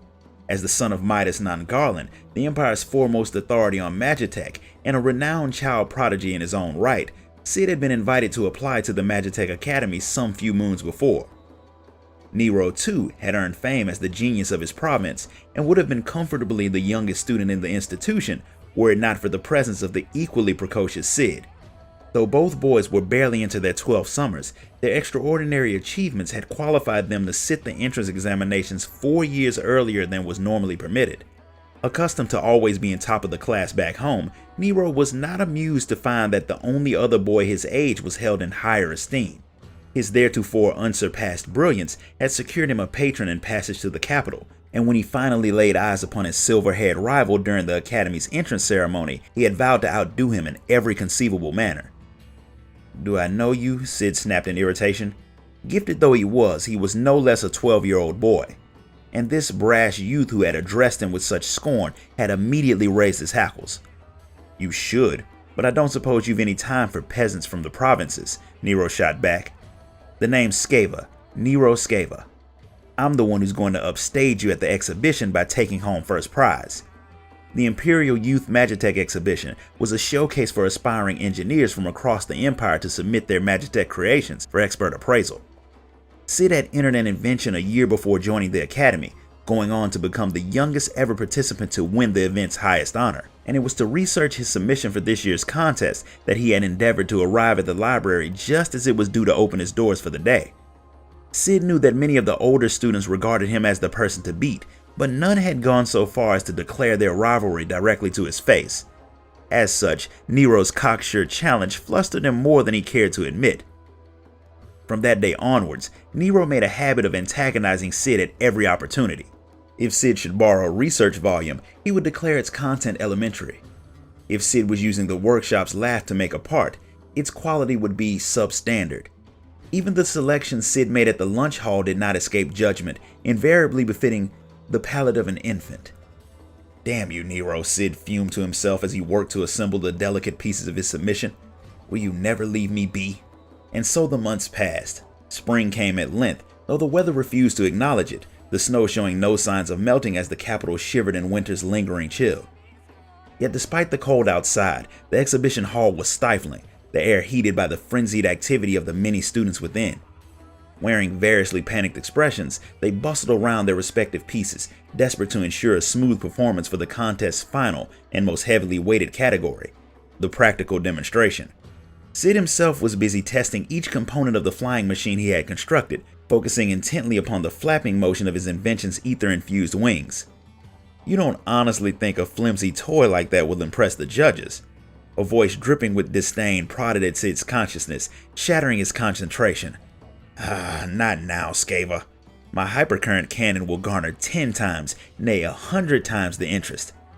Nero had arrived, cradling a sleek tube in his arms, which he now proudly presented for Sid's inspection. Though his soul cried out to tell him where to shove it, Sid's better self reasoned that he would gain nothing from rising to this obvious provocation, and he continued working on his own device in determined silence. An instant later, a deafening roar reverberated around the auditorium. What in the...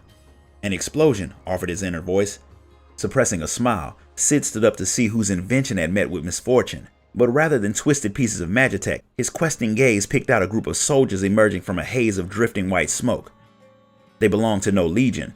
The mismatched equipment, the unshaven faces, the unkempt hair, it all pointed to one thing: rebels. The initial moment of shock was broken by a single piercing scream, and then the hall dissolved into chaos.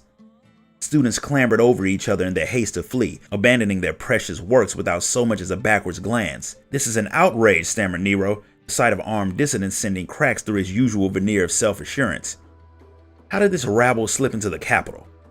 Sid appeared stunned by the scene unfolding before him, but though his body was slow to respond, his mind was already assembling the puzzle of the who, the what, and the why. As he watched, the apparent leader of the insurgent group quickly scanned the faces in the exhibition hall, then turned to bark orders at his fellows. "The target's not here. You lot keep the Imperials at bay. The rest of you, upstairs with me." A handful of rebels then began erecting barricades and ejecting clumps of cowering students, while their comrades headed toward a nearby staircase. "They're looking for someone." The moment Sid whispered the words out loud, he knew. Of all the dignitaries currently in attendance, the most notable was, without a doubt, the judging panel's chairman, the Empire's preeminent engineer, Medus non Garland, father. Though Sid had yet to ascertain the motive, it was enough to know his sire's life was in danger. He clutched his flying machine close to his chest and ran. Avoiding the throng of panicked students scrambling towards the building's exits, he made for a staircase and raced up to the second floor. If he remembered correctly, a conference room had been set aside for the judges to take their ease during the exhibition's lengthy preparation periods. Slowing from his mad dash, Sid crept along the last few yalms of a side corridor. From around the corner, he heard a man snarl, "Call off the test or you die. I won't ask again." All the pieces fell into place. His father had scarce been at home this past moon, his time spent traveling back and forth between the capital and Bajja's citadel in the frontier lands, where some important and confidential experiment was taking place at the behest of the Emperor himself. And the garb of these rebels seemed to match the descriptions he had read of the province's people. Their plan was obvious now. By taking his sire prisoner, they hoped to put a stop to whatever it was he was working on, imagining his experiment a threat to their home. The military would be reluctant to endanger the father of Magitech, and thus they need not fear any heavily armed reprisals, in the short term at least. After Daddy, are they? Sid jolted in surprise, almost dropping his flying machine. Spinning his head, he saw a blond boy crouch behind him, also hugging his invention. "Keep your bloody voice down, Nero," Sid hissed. "Why in the seven hells did you follow me?" "I couldn't let you run off and get killed," Nero explained with forced nonchalance. "You wouldn't be there to see me win the contest." "The contest," Sid spat, barely stifling a shout. "Is that all you can think about?" "Only until I've won it," came the reply. "And while I'm certain my cannon will take first prize, it will be a hollow victory without your submission sitting there below it on the podium." Incensed, Sid closed his eyes and took a deep breath. But in that moment, an idea came to him. His eyes snapped open and flicked between the Magitech devices they both still held in vice-like grips. "If you're so keen to have our entries judged," he whispered, fixing Nero with a stare, "help me save the judges." Thus began an unprecedented collaboration between the two young prodigies. Concealing themselves within a sanitation closet, they proceeded to strip down the hypercurrent cannon and attach it to the flying machine, all without a word of disagreement passing their lips. The result was a rudimentary combat drone. "We've created an airborne Magitech turret," Nero crowed in delight. Ignoring his companion's enthusiasm, Sid fiddled with his half of the control module they had pieced together from the leftover parts. The compact cerulean engine snorted comically as it whirred to life, but despite the additional weight, the newly built turret lifted smoothly off the floor, its ether wings beating slow and steady. "Right," Sid looked up, satisfied that the device was operational. "I'll do the flying, you do the firing." "As you command, Master Garland." Nero threw wide the closet door, and Sid sent the drone hurtling down the hallway at maximum speed. Once around the corner, a crackling burst from the cannon struck the rebel standing guard. His limbs twitched spasmodically as he fell senseless to the floor. Without slowing, the buzzing machine barreled on into the conference room, its breathless operators a few steps behind. "It's the army!" The Bajans scrambled to bring their weapons to bear, their leader stepping forward to answer the sudden intrusion.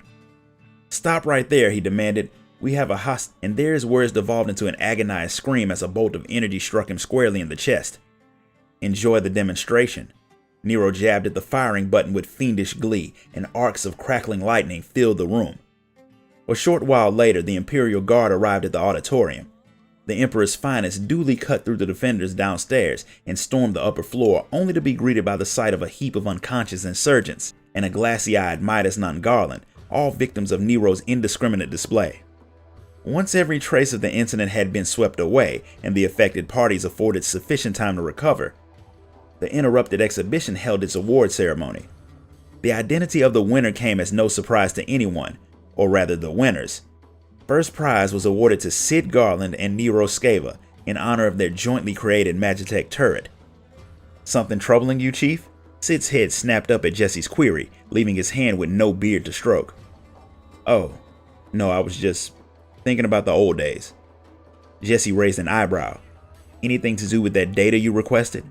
It was true that ever since he had asked for a certain research file to be smuggled out of the Empire, Sid had perhaps indulged in more brooding than was healthy. He had work to do, he knew, and the stakes could hardly be higher. "Worried about me?" he teased, forcing a smile. "I'm fine, Jesse. I've made peace with the past. Besides," he continued, the grin genuine now, "the memories aren't all bad." The time for deliberation was over. Nodding to his colleagues, Sid Garland, master engineer, strode off to join his companions in their fated and final confrontation. So that's it. How'd you guys like this story? If you enjoyed it, hit the like button, subscribe, ding that notification bell, and if you really want to show your support, you can donate to the channel through the link in the description. Until next time, guys. Later. Sit back, grab a snack, and listen to Tales from the Twilight Part 1, The Burden of Duty. Birdsong and laughter drifted on the afternoon breeze as the Dolmen Enclave enjoyed yet another beautiful day. Yugiri was returning from the Risai Juku, enjoying the rare pleasure of a leisurely stroll when the children's commotion brought her to a halt. "You're wrong. He got them fighting an Imperial general." "Nuh-uh, it was a tiger. It caught him off guard and clawed at his head." Another argument over the origin of the scars on Lord Hien's forehead, and every assertion straying further and further from the truth. "You're both wrong. He got them in a duel with the Monkey King." Pitch battle with an auspice was more imaginative than most rumors she had heard, and closest to the truth besides. Still, it was but another flight of fancy. Yugiri could say this with confidence, for she was there that fateful day when Lord Hien received his most distinguishing marks.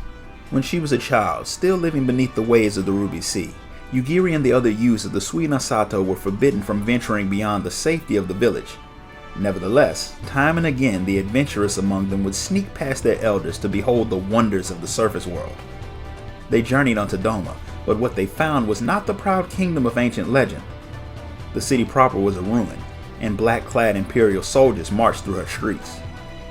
The sight of such misery and destruction was more than the children could bear, and so they ran, over root and under branch, as fast as their legs would carry them.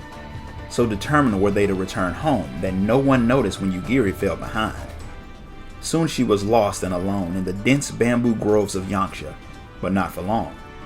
She entered into a clearing where stood a young boy who gripped firmly in his hands a wooden sword ill-suited to his small frame. Steady and rhythmic were his swings, and his sweat-soaked garments led her to wonder how long he had been at his task. Yugiri's fear at unfamiliar surroundings gave way to curiosity as she mustered the courage to speak. "What are you doing?" His sword did not waver as he carried on swinging and replied, "Training. If I am to fight, to protect the ones I love, I must become stronger." "But you're only a child. It's not your place to fight, much less protect anyone." The boy stopped at that, and at last regarded the unexpected spectator. "I am not a child," he declared. "I am Shun Regin, a samurai of Doma. A samurai's duty is to protect their people, and to do that," he said as he assumed his stance, "I must train." One day the young boy would fulfill his duty and bring freedom to his homeland, and though she did not know it then, Yugiri would be at his side. But today was not that day, and as the skies began to darken, she was reminded of her pressing need to return to her village. With young Shun to guide her, she found her way back to the eastern shore, and shortly thereafter Suinasato. Safe at last, but for how long? It was only a matter of time before the Empire plumbed the depths of the Ruby Sea, and the people of Suinasato would have no hope of withstanding an Imperial assault. Not unless I am prepared to do my part. The very next day she returned to the surface to join Shun in the bamboo grove, and tried her best to match his movements with a wooden sword of her own. Every day she would sneak away to train with him, and every day the two grew closer. Shun had found a much-needed friend with whom he could share anything, and through their friendship, a measure of the childhood that war had denied him. The simple game of Ishikiri she taught him was enough for Shun to forget the worries of the world, if only for a short while. And when Yugiri explained that the children of Suinosato played such games all the time, she was struck by the awe and envy in his wide eyes. So much has been taken from them. So much I have taken for granted. The skies were clear, and the sun was shining when Yugiri arrived at the bamboo grove for another bout of training, only to find Shun sitting quietly, arms folded, brow furrowed. Doma Castle had suffered terrible damage when the Empire invaded and laid a siege to it, and having decided to repair and repurpose it, the Garleans had begun conscripting villagers en masse. For a fortnight the people had been forced to labor without cease, rest afforded only to those who collapsed from exhaustion. Unable to ignore their plight, Shun had gone to his father, Lord Kyan, the former king of the imperial province, and begged him to put an end to the suffering, to stand and fight. "You know not what you ask of me, my son, what you ask of Doma." His father ruled in name only, a puppet of the empire, and knew well the cost of disobedience. "You may think it cowardice or heartlessness to accept this treatment, but I do so that my people endure, that they survive." Shun had managed to bite back the anger and keep silent before his father, but there, in the grove with Yugiri, he could no longer contain the rising fury, nor the bitter tears. "I have to help them. I have to." He looked away, trying in vain to hide his face. "I am a samurai of Doma. I must fulfill my duty." But Yugiri had no words to comfort him, only her company, and so they sat together in silence and watched the clouds drifting by overhead. After a time, Shun rose to his feet. "I'm sorry, Yugiri, but I have to return home."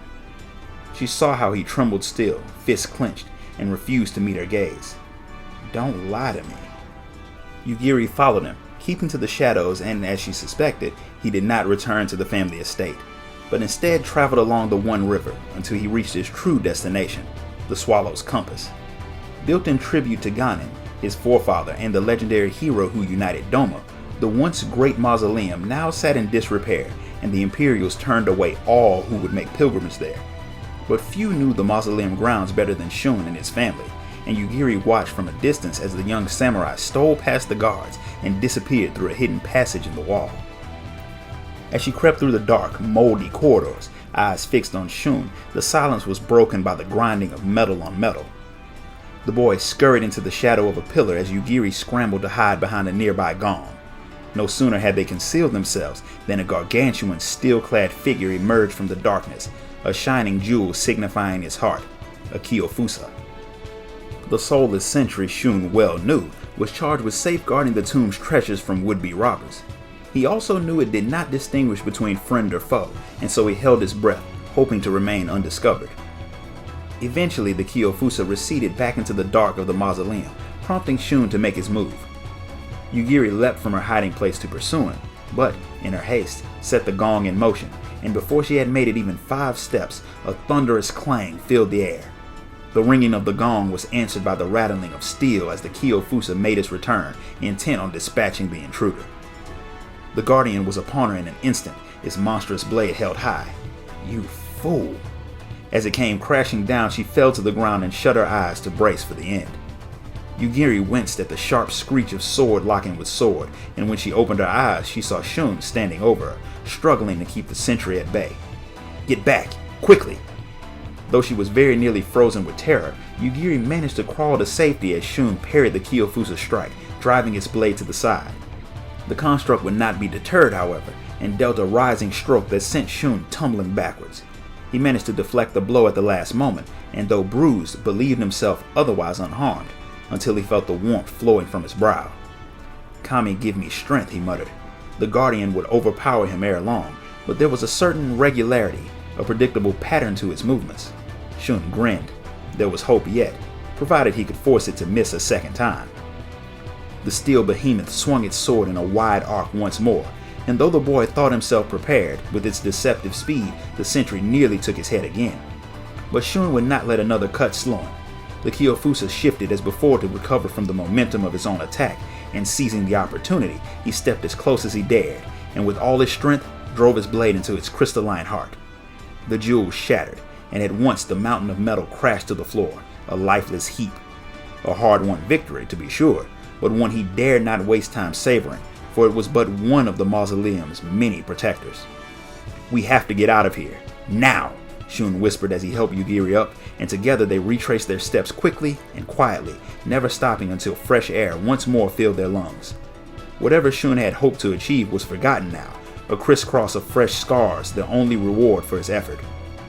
I owe you my life," Yugiri began, but their respite was short-lived, for they were soon spotted by an Imperial guard making his rounds. "Younglings, here?"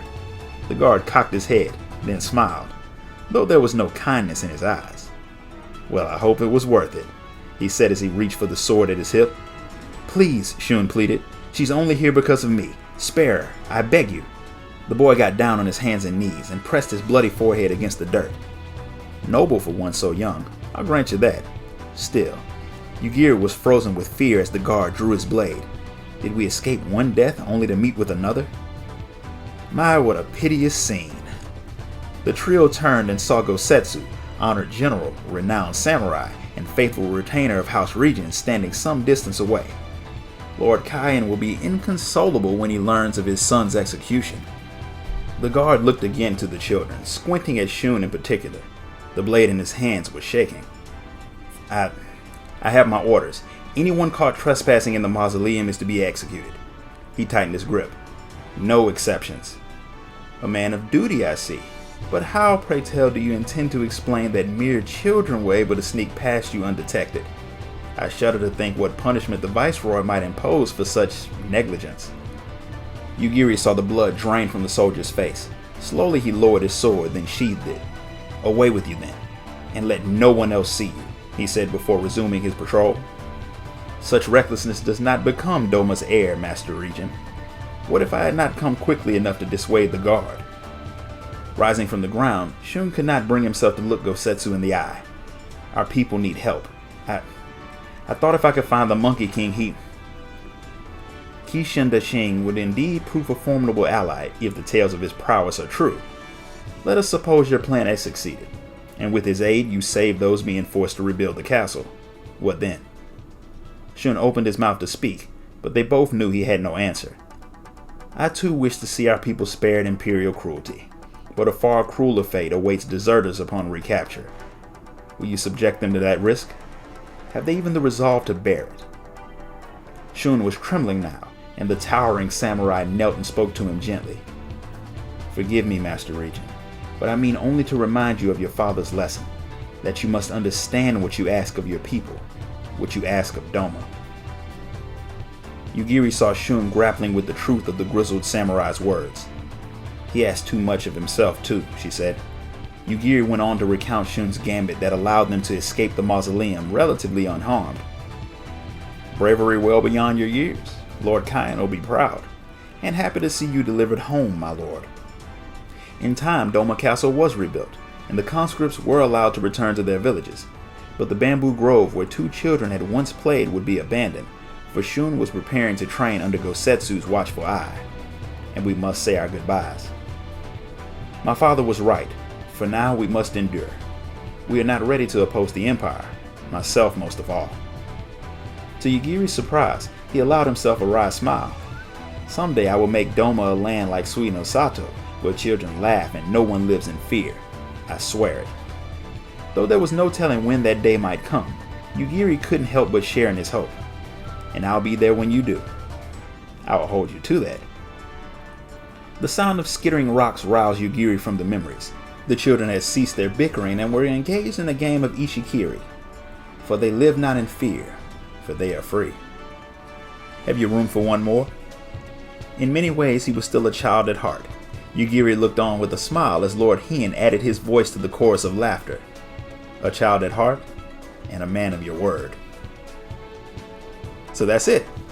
The first episode of Tales from the Twilight. How'd you guys like this story? If you enjoyed it, hit the like button, subscribe, and ding that notification bell. And if you want to buy me a coffee for my work, sign up to become a member of the channel. Until next time, guys. Later. How's it going, guys and girls? Square Enix has put out the second of the Tales from the Twilight. And of course, it's my job to cover it. So, I want you guys to sit back, grab a snack, and listen to Tales from the Twilight Episode 2, Her Father's Daughter. With the peace negotiations at Ugamaru a resounding success, the long and bitter conflict between the kobolds and the people of Limsa Lominsa at last drew to a close. It was a joyous occasion that marked what many hoped would be the beginning of a new age of harmony and cooperation. Her duties done for the day, Admiral Merlwyb Blofiswin retired to the command room and, as was her custom, began polishing the two muskets that were her constant companions. No sooner had she started than she found herself adrift in bittersweet memories. In 1562 of the 6th Astral Era, Lominsan merchant vessels were regularly raided by the savage Sahagin, who coveted the crystals housed within. Crystals were the foundation upon which the nation's metalwork industry flourished, and should the supply be interrupted, the furnaces would go dim, and smithies forced to set their hammers aside. Fortunately, one man had a mind to set the situation to rights. Blofis Bloflisson, former captain of the League of Lost Bastards, and one of the most dangerous pirates in the realm. While he had yielded his command to his daughter Merlwyb some years ago, he still wielded much influence among his fleet. When he announced a campaign to eliminate the Sahagin threat, all answered the call, and his daughter was no exception. And so it was that Merlwyb would plot a course for the Rotano Sea in hopes of doing her father proud. A chance came one day when her vessel, the Lively, received a distress call via link pearl from a nearby trader. The Orion was under attack by a Sahagin raiding party and requested immediate aid.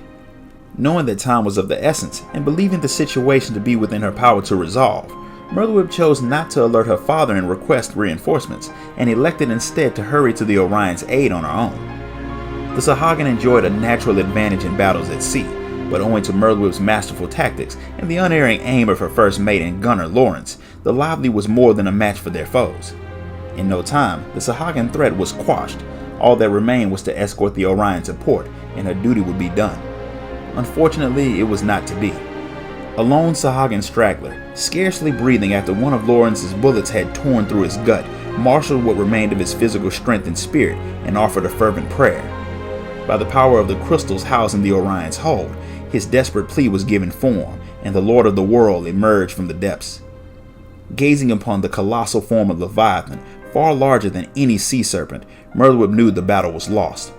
The first thrash of the primal's tail snapped the Lively's keel like a twig, and it would be but a matter of moments until the once proud vessel capsized. Amidst the churning waters, Merlwyb led the fortunate members of the crew who had not been cast overboard to the still afloat Orion, where they lay battered and beaten, all but resigned to their fate. Their captain's eye, however, caught sight of a glimmer of hope in the form of several ships headed their way. Father's flotilla. Taking aim at the primal's massive tail, Lawrence breathed a sigh of relief. Merlwyb too was joyed, though she cursed her naivete. The title you may hold, but he is still the true captain. You have much to learn. The battle raged on, the primal and its beastmen thralls claiming countless victims, but in the end Blofis and his fleet managed to drive their foe back beneath the depths. It was this day that the Lominsans first grasped the sheer power of Leviathan, a deity that could single-handedly nigh sink Limsa's mightiest pirate fleet, and in defeat, live to fight another day. Less than a week after the battle, and with nary a word, Blowfish sailed off onto the horizon with a patchwork crew of men from several ships. The bastards that remained clearly acknowledged Murderwhip's authority as captain. There was no danger of mutiny, but a sense of confusion and unease at her father's unexplained departure permeated the ranks. In the months that followed, the Sahuagin attacks on trade vessels grew more frequent and intense. More troubling, however, were the rumors the survivors brought back to port, that the beastmen fought not alone, but with Lamenson vessels at their sides. These pirates named themselves the Serpent Reavers, and were said to be commanded by none other than the legendary Blowfish Blowfisson himself. The revelation that their own beloved hero now sailed with their hated foes cast a pall over the city and its people, who began to dread what grim tidings would come next. Under the cover of a moonless night, a single vessel departed from the docks unseen.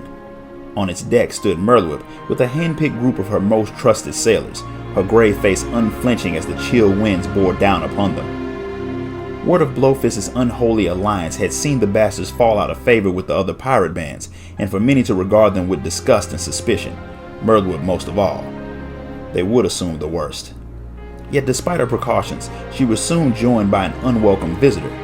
Hearing footsteps, she turned and found a veritable mountain of a man standing before her. Though the iron mask obscured his face, it nevertheless spoke to his identity as none other than Miss Beard, notorious pirate and her father's greatest rival. Come to deliver justice to the turncoat's daughter, I'll wager. You mean to bring him back, do you? Though muffled somewhat by the mask, she sensed a measure of sympathy in the booming voice. No, I mean to kill him. For a long moment the gargantuan pirate regarded her in silence. And there I was thinking I'd have to knock sense into you, he said at last. Here, take these. He brought forth 2 muskets and held them out to Merlwip. Your guns. Yours now, if you'll have them. I'd be a fool to refuse, but why? The sun is all but set on the age of us old buccaneers. Blowfish knew this as well as I. That's why you lead the bastards now. If you've a mind to do your duty, then let me help you see it done. Merlwip had no idea if there was any love lost between Miss Beard and her father. Nevertheless, holding the twin muskets close to her chest as the ship struck out into the black waters, she could not help but feel heartened by his words. Just before the first rays of dawn broke across the horizon, Merlwip's ship came ashore on the small island that the Serpent Reavers were said to have claimed as their hideout. And indeed, after she had disembarked with a party of axemen and ventured a ways inland, they were set upon by a motley band of pirates and Sahuagin sentries. The rumors are all true then. With muskets firmly in hand and a heart of steel, she shot and killed one after another. Among her adversaries were former companions and childhood friends, though their wild-eyed expressions rendered them nearly unrecognizable. Alas, though she fought bravely, her foe was a legion, and one by one her axemen were wounded or worse. So this is how it ends. Merlwip had all but resigned herself to her fate when a shot rang out and a Sahuagin a few feet ahead of her crumpled to the ground. She whirled and came face to face with Lawrence, her trusted first mate, from whom she had gone to great lengths to conceal her departure, and failed, clearly. What in the 7 hells are you doing here? It'd be a sorry first mate that lets his captain get herself killed on a suicide mission, no? Lawrence fired back with a grin. Merlwip scoffed. If you'd taken any longer, that's exactly what would have happened. What can I say? Lawrence shrugged. You were gone by the time I climbed out of the hold, and you didn't have the courtesy to leave me a map. The captain and her mate carried on with their spirited banter as they engaged the Reavers in perfect harmony, Merlwip taking deadly aim with her muskets as Lorenz supported her from a distance. They made short work of their foe and gave her allies a chance to regroup, and when the dust had settled, she sent them back to the ship with the injured. Together with Lawrence, Merlwip forged ahead towards the center of the island, where they came upon the entrance to a cave. It was deep within the caverns that they finally found Blowfish, or at least what remained of him. The once imposing figure had wasted away. His pale skin clung to his emaciated frame, and his flowing locks and beard were flecked with white and gray. His slack jaw hung open, and spittle pooled on the earth below. Merlwip and Lawrence could only stare in horror as Blowfish began to speak, his voice a muffled gurgle. My daughter, Lawrence, have you come to join us? Lawrence glanced at Merlwip, who stood in silence before answering in her stead. What in the name of the navigator happened to you, Captain? It is impossible for mere mortals to stand against the power of a god, Blofus intoned as if in a trance. Swear allegiance to Lord Leviathan, and we may live free beneath the waves. Had it been years later, when the nature of primals was better understood, they would have known then and there that the former captain had been tempered, and regarded him not with scorn, but pity. But on that cold morning in that darkened cave, all Merlwyb knew was that the people would condemn her father as a demented traitor. Still, a part of her believed her father's words were no longer his own. Impossible is a word coined by the weak. You taught me that, and you know bloody well that freedom isn't gifted by a god but claimed by our own hand. Blofus shook his head and sighed. My poor wayward daughter, I thought I raised ye better than this. In her heart of hearts, Merlwyb had known from the start how it would have to end. She had come not to reason with her father, but to hand down his sentence, and treason was a crime punishable by death. There are none but us on this island now, she said, her tone measured and firm. I hereby challenge you to a duel to the death. Should even a shred of pirate's honor remain in you, you will accept. The sickly, mocking grin slowly faded as Blofus rose to his feet and met her gaze. Though he said nothing, his answer was clear. Lawrence would serve as the sole witness, and there would be no seconds for either party. A sorry excuse for a duel, but it will suffice. Father and daughter came together, and then, exchanging no words, turned their backs on one another. Their footsteps echoed hollowly as they walked farther and farther apart. Mom's away now. She recalled the day she lost him, doomed him to his fate with her arrogance and recklessness. They came to a halt at opposite ends of the cavern and awaited the sign. Lawrence extended his right hand, slowly opening a clenched fist. The gold coin caught the light as it began to tumble through the air. Orphaned while still a babe, Lawrence had known no family but the bastards, no father but Blofus. It'll be my bullet, my burden. Even so, I'm sorry to make you a part of this. The clink of the coin striking the ground resounded throughout the cave, and in an instant father and daughter spun to say farewell. Merlwyb's bullet flew straight and true and buried itself in her father's left breast. Musket still dangling from his hand, Blofus fell to his knees. Merlwyb, Lawrence, I'm sorry I had to put you through this, he managed between ragged breaths. Promise me, you'll do me proud. The smile in his last moments was that of the father Merlwyb knew and loved. Lawrence stared down at the motionless body of his former captain. This ain't over. That God's damned primal is still out there, and our ragtag band ain't equipped to finish the job. Clenching a fist, Lawrence continued. So I'll go on a voyage. Find myself a few good men, more than a few, and see if we can't build ourselves up into a force to be reckoned with. Least I can do to redeem his memory. Lawrence said no more, and simply looked Merlwyb in the eye, but the question was clear. You've your plans, but what have I? The barrels of her twin muskets polished to a sheen, Merlwyb put them aside and strode to the window to gaze out upon the sea. This was not the first time the memories of that fateful day came unbidden, and it would not be the last. And each time she gave thanks to the two men who had seen her through the most terrible of trials. One had since set aside his mask and serves to this day as one of her closest advisors. The other, alas, disappeared in the days following the calamity, yet deep down Merlwyb knew that he was out there somewhere, waiting to make his return when dire storms again threatened the seas. After all, if I am my father's daughter, then in all but blood, he is my father's son. So that's it. How'd you guys like this story? If you enjoyed it, hit the like button, subscribe, ding that notification bell. And if you want to buy me a coffee for my work, sign up to become a member of the channel. Until next time, guys. Later. How's it going, everybody? So, Square Enix has released yet another of the Tales from the Twilight series. So, as usual, I want you guys to sit back, grab a snack, and listen to Tales from the Twilight number 3, Set with the Sun.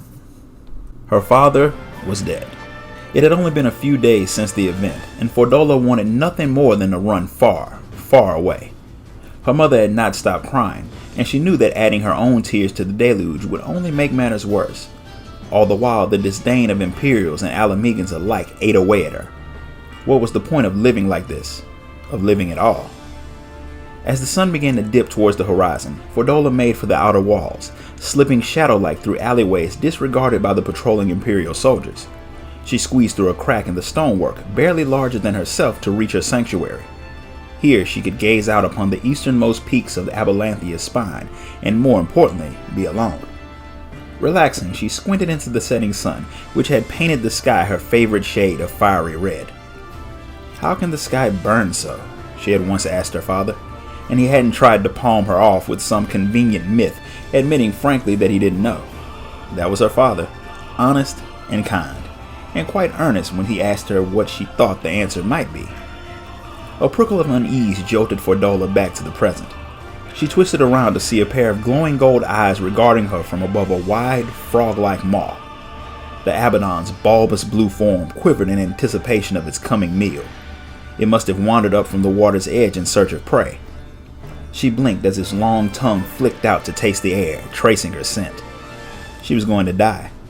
Yet where she ought to feel fear, she found nothing but cold certainty. How strange it was then to be proven wrong. Yah! The woman's yell reached her first, then a rush of air, a thud of impact, and the creature was gone. An instant later, another thud drew her gaze some distance to the right, where she noted the now prone Abaddon's stumpy legs flailing pathetically in the air. Nonplussed, Fordola stared as the woman, who she could only assume was some kind of martial artist, jogged back to her side. Anything broken? The woman was inquiring cheerily, her hand extended down to where Fordola sat. When had she fallen? With effort, Fordola eventually mustered the wherewithal to shake her head, after rather too long, judging by the almost comically relieved "thank goodness" she received in reply. Though most of her face was obscured by a mask, the woman's smile fairly glowed. It almost reminded Fordola of the fire in the sky. "I'm Ida," she continued. "Nice to meet you." When Fordola made no move to reciprocate, Ida clasped her hand in both of her own and shook it up and down as one might a small child's. Fordola began. "What's your name?" Ida interjected, heedless. "Fordola." "Fordola, did you come here alone? Where are your parents?" "My mother's at home," she muttered sullenly. "But my father I'm sorry." Ida nodded and said no more about it. In fact, she seemed to forget the subject entirely. "Shall we meet here tomorrow?" "What?" Fordola managed. "Why?" Ida tilted her head in confusion. "Because we're friends." "Since when?" Fordola fired back. This Ida may have saved her life, but that didn't make them friends. "Don't worry, if any more monsters turn up, I'll kick them halfway to Doma," the woman replied, staunchly missing the point. "So you'll come?" she continued, showing no inclination to let go of the idea or Fordola's hand. There was nothing for it. Fordola nodded. Accompanying Ida wherever she happened to be going became a regular occurrence for Fordola in the days that followed. She would never forget the joy of swimming across Loch Seld, or the trial of explaining away her salt-reddened eyes to her worried mother afterwards. She also learned to hunt. Her first kill, which Ida roasted over a campfire, tasted nothing like the meals her mother made, but was delicious nonetheless. And for the first time since her father's death, Fordola found that she could smile again. Ida spoke often of her younger sister after that. She too had faced their father's death at an early age, and Ida had been desperate to cheer her up, to take her anywhere that might bring a smile to her face. "You reminded me of her, you know. I couldn't just leave you like that." She also mentioned that she was staying in Girabania temporarily while she and her comrade did their work. What they intended to accomplish, however, Ida would not say, waving away her questions with a smile. Fordola had some idea, though. She had heard Ida talking to this partner of hers via link pearl several times, always about the refugees, and while she couldn't begin to guess the details, it was enough to tell her that they were enemies of the Empire. Yet in spite of this, and to her own surprise, Fordola felt perfectly at ease. "Why don't you come with me?" There was no hesitation in the offer. Her mission accomplished, Ida would be leaving Alamigo soon, with Fordola if she so wished.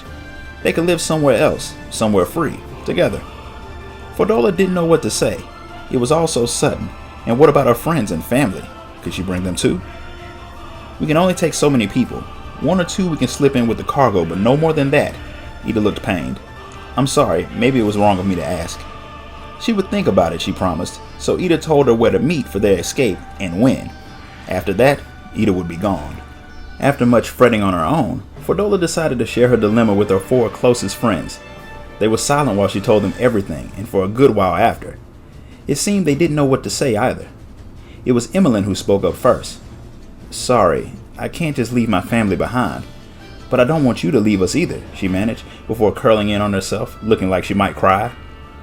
My granddad's really old, muttered the thick-set boy next to her apologetically. I don't think I could go either. Fordola's shoulders slumped. Of course they'd never agree. It was Charlotte, a little boy that often trailed after her like an adoring younger brother, who spoke up next with tears in his eyes. I know you want to. You were so sad because of your dad, but you're happier now, so if you want to, I'll miss you, but I think you should go. At this, Charlotte's older brother Ansford let out an exasperated snort. Don't be so stupid. Why does she need an Alamegan's help? That's what we're here for. Don't you dare leave, Fordola. His lip trembled even as he glared at her, fist clenched at his side. And then Charlotte began to cry. He sniffled, I don't want you to go. I want everyone to be together forever. Don't leave us. We'll always be your friends if you stay, Emmeline wailed. Though she would rather they hadn't been such crybabies about it, Fordola was happy to hear how much her friends cared. They understood how hard it was to be neither Alamegan nor Garlean, and she couldn't abandon them now, not after everything they had gone through together. She would tell Ida no, she was staying in Alamigo. Her decision made, Fordola resolved to see Ida off with a smile. She would miss her terribly, but they were certain to meet again someday. And so she turned for home, oblivious to the figure observing her from the shadows.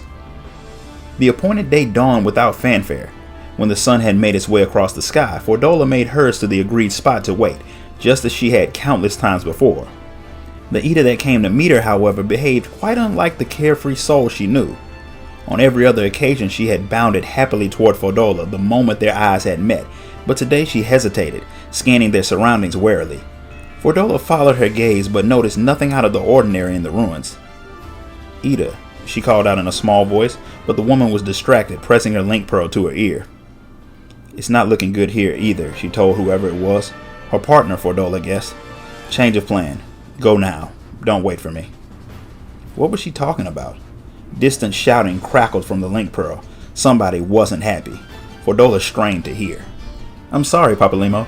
Look after Lise for me, Ida said with her customary cheer, silencing the connection. Relieved, Fordola approached, sure that Ida was still herself after all. It was then that she heard the footsteps.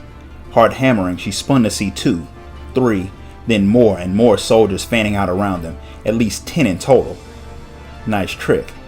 Ida's voice was colder than she had ever heard it, so cold that it took a moment for Fordola to realize who she was speaking to. What? You knew I'd find out if you blabbed to the guards, so instead you made sure you were followed, Imperial rat. She made to protest, but her voice died in her throat when she realized the truth of the situation. Ida was putting on an act. Though the soldiers had followed her, thought I'd be able to make some decent money off a merchant's daughter, but you had to go and spoil everything. You better run while you can, or I'll strangle you where you stand. All lies to keep the Imperials from accusing her of treason, and Fordola had no choice but to go along with them. She bit her tongue, feeling furious and pathetic at the same time. Run, Ida mouthed the word as one of the soldiers raised the Magitech transceiver to his lips. At nearly the same instant, another soldier, who had been slowly closing the gap between himself and Fordola, reached out to grab her, but Ida's foot hit the earth, propelling her forward in the blink of an eye, and he collapsed from a kick to the gut with a cry. Alarmed, the others rushed to surround Ida, who danced back and forth on the balls of her feet, fists at the ready. Feel free to attack all at once if you're so scared. Cut her down. The soldiers brandished their blades with angry cries, and Fordola ran. She'd only make things harder for Ida if she stayed. She fled through the ruins, weaving around rubble as she went. But nimble as she was, she could not hope to match a soldier's stride, and she found herself swiftly overtaken. Cowering from the wicked flash of the blade that arced toward her, Fordola lost her footing, as did the Imperial, who was at that same instant propelled gracelessly into the nearby rubble, courtesy of a bone-crunching kick to the side. He slumped to the ground, unmoving. Ida turned and met Fordola's eyes. With her usual mask gone, Fordola could see the lines of ink forming a traditional Alamegan design. Her eyes blue, Fordola now noticed were so kind. Please run, she wanted to say, but she couldn't find her voice. Her body still trembled where she stood, frozen in place, but Ida approached as if nothing was wrong. Live, Fordola, she said, laying a soothing hand on her hair. Find some hope to hold on to. Fordola could only nod, barely able to contain the sobs that threatened to burst from her chest as Ida graced her with one final smile. Then she was gone, running hard and fast in the other direction, beckoning their enemies to follow. With the sky burning red behind her, Ida danced. Imperials fell one after another to her blows, but even she could not evade every blade, every fist, every bullet that came her way, and soon the salt white ground turned crimson too. From a distance, Fordola watched as Ida's strength waned. More and more soldiers were coming to join the fray. She even saw a hulking Magitech monstrosity approaching, the grating screech of metal on metal adding to the clamor which now resounded around the ruins. Fleet of foot as she was, Ida surely could have escaped alone, yet there she stayed, fighting this impossible battle. She was going to die, and why? For the sake of one child? For her? Why me? If she went for help, they might make it in time, but who could she ask? Who would help an enemy of the Empire? No one she knew. She cursed her own uselessness. Still, she kept moving, one step at a time, though her legs trembled to take them, and repeated Ida's final words to herself until they were a part of her. She would live. In the end, she faced no inquest for having been present thanks to Ida's deception.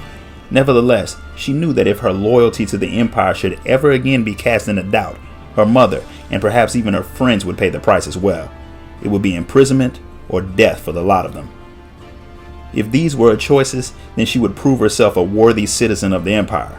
Though she had yet to find the hope that Ida spoke of, she chose to believe that she would one day. Until then, she would live. The tattoo stood out starkly against Fordola's complexion, its ink fresh under her skin. She traced the traditional pattern with her fingers. Today, she and Ansford, Emmeline, and Rudolph would join the 12th Imperial Legion, but it was another day that occupied her thoughts as she set out, one long past, but vivid as a burning red sky. She carried the memory with her as she took one step, then another, toward her waiting friends. So that's it. Now I really like this story, mainly because I'm a big fan of Lise, Ida, and Fordola, and finding out more about how they're connected really made certain scenes in Stormblood hit home, which I'm not gonna spoil here. So what did you guys think? If you enjoyed the video, hit the like button, subscribe, and ding that notification bell. And if you want to buy me a coffee for my work, sign up to become a member of the channel. Until next time, guys, later. Hello everyone. So, we are about to pick up with another short story from the Lodestone. This time we're covering Tales from the Twilight, episode number 4. So I want you guys to sit back, grab a snack, and listen to Tales from the Twilight, episode 4, True of Heart.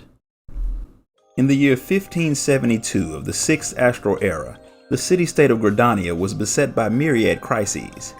From without, Alamegan refugees flooded into the Black Shroud, fearing invasion and subjugation at the hands of the Garlean Empire. Within the Twelves Wood, the exiles stole past Whaler sentries to fell sacred trees and in turn offered the hewn trunks as offerings to Garuda. It was in the midst of this turmoil that the Archons of Sharlayan came bearing a monumental request. They beseeched the city-states of Eorzea to look beyond their borders and join with their neighbors in common cause once more, to revive the Eorzean alliance. This bold request could not be given full consideration until many questions had first been answered, and so the Seedseer Council was called to order. Made up of the gifted hearers who could hearken to the voices of the elementals, the council governed Gridania in accordance with the will of man and elemental alike. However, the spirits of the forest did not speak as people did, for their thoughts were borne on waves of ether. Any effort to translate them into words was, at best, an interpretation of their intent. Thus were the hearers forced to infer and embellish, not out of a desire to mislead or manipulate, but out of necessity. Nevertheless, this process invited interpretations of interpretations, which all too often led to disagreement and discord. Matters of great import would become mired in debate, which would subsequently be settled with a vote. Such were circumstances in the best of times. Now, however, the chaotic fluctuations in the ethereal currents confounded the most seasoned of hearers. The air was thick with urgency, but they could not discern any meaning in the morass of emotion. All eyes in the Lotus Stand looked to their leader for clarity, the elder Seedseer, Connie Senna. Displaying a singular talent for magic, even by Huron standards, the elder Seedseer ever commanded the attention of others. This was in no small part due to the horns which grew from her head and marked her a Pajal, a hearer blessed by and possessed of an uncanny ability to communicate with the forest. Her natural gifts and unyielding determination ensured that, before she had seen her 12th summer, Connie Senna would be chosen as Elder Seedseer by the Great One, that she might lead the Seedseer Council. Although much of her life since had been spent in quiet solitude, She attended every council meeting and served as a mediating voice whenever arguments grew heated. She heard the elementals more keenly than any and could divine their intentions when no one else could. And so, on this momentous occasion, the future of a nation and its people would be dictated by her words. The elementals must needs have a voice, and it falls to me to provide it. Connie opened herself to the ether of the Twelveswood, and at once she felt the elementals clamor, their dread and terror threatening to engulf her. Holding fast, she concentrated and tried to make sense of the confusion, yet no sooner would an image begin to form within her mind than it would be swept away by a surge of intense emotion. For the first time in her life, the thoughts of the elementals were too entangled for even Connie to unravel. She dared not share this with the council. The elder seed seer was the caretaker of Gridania, and if the people's faith in her was shaken, then all could fall to ruin. But by the same token, she could not misrepresent the elementals, even if only to beg a brief reprieve. Doing so would be a betrayal of her station and her gift, and would surely invoke the ire of the forest guardians. Connie stood mute before the council. I know not what to do.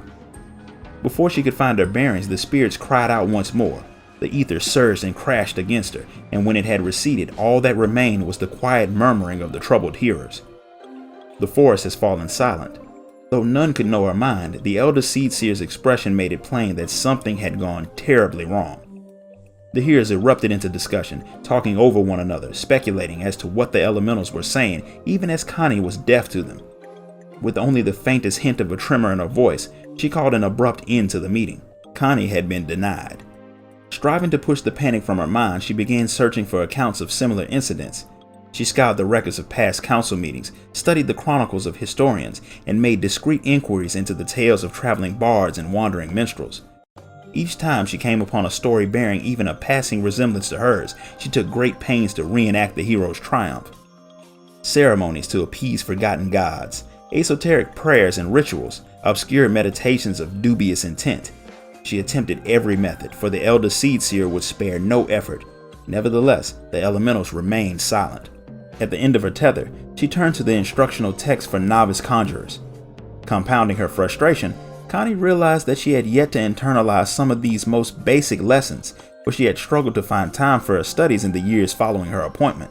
She resolved to address her deficiencies and to learn all she could about the elementals, and buried herself in the histories of the 5th astral era, which told of a Twelveswood before the rise of Gilmora. Yet while the breadth of Connie's knowledge grew by leaps and bounds, the answers she desperately desired eluded her still.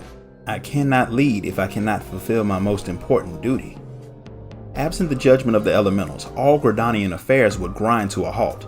And so, bereft of other options, Connie called upon an old friend and mentor, Apatat Rapa. The former elder seed seer, who was said to be nigh on 3 centuries old, had been spurred by ailing health to retire to the mountains that he might live out his remaining days unburdened by leadership and its never-ending demands.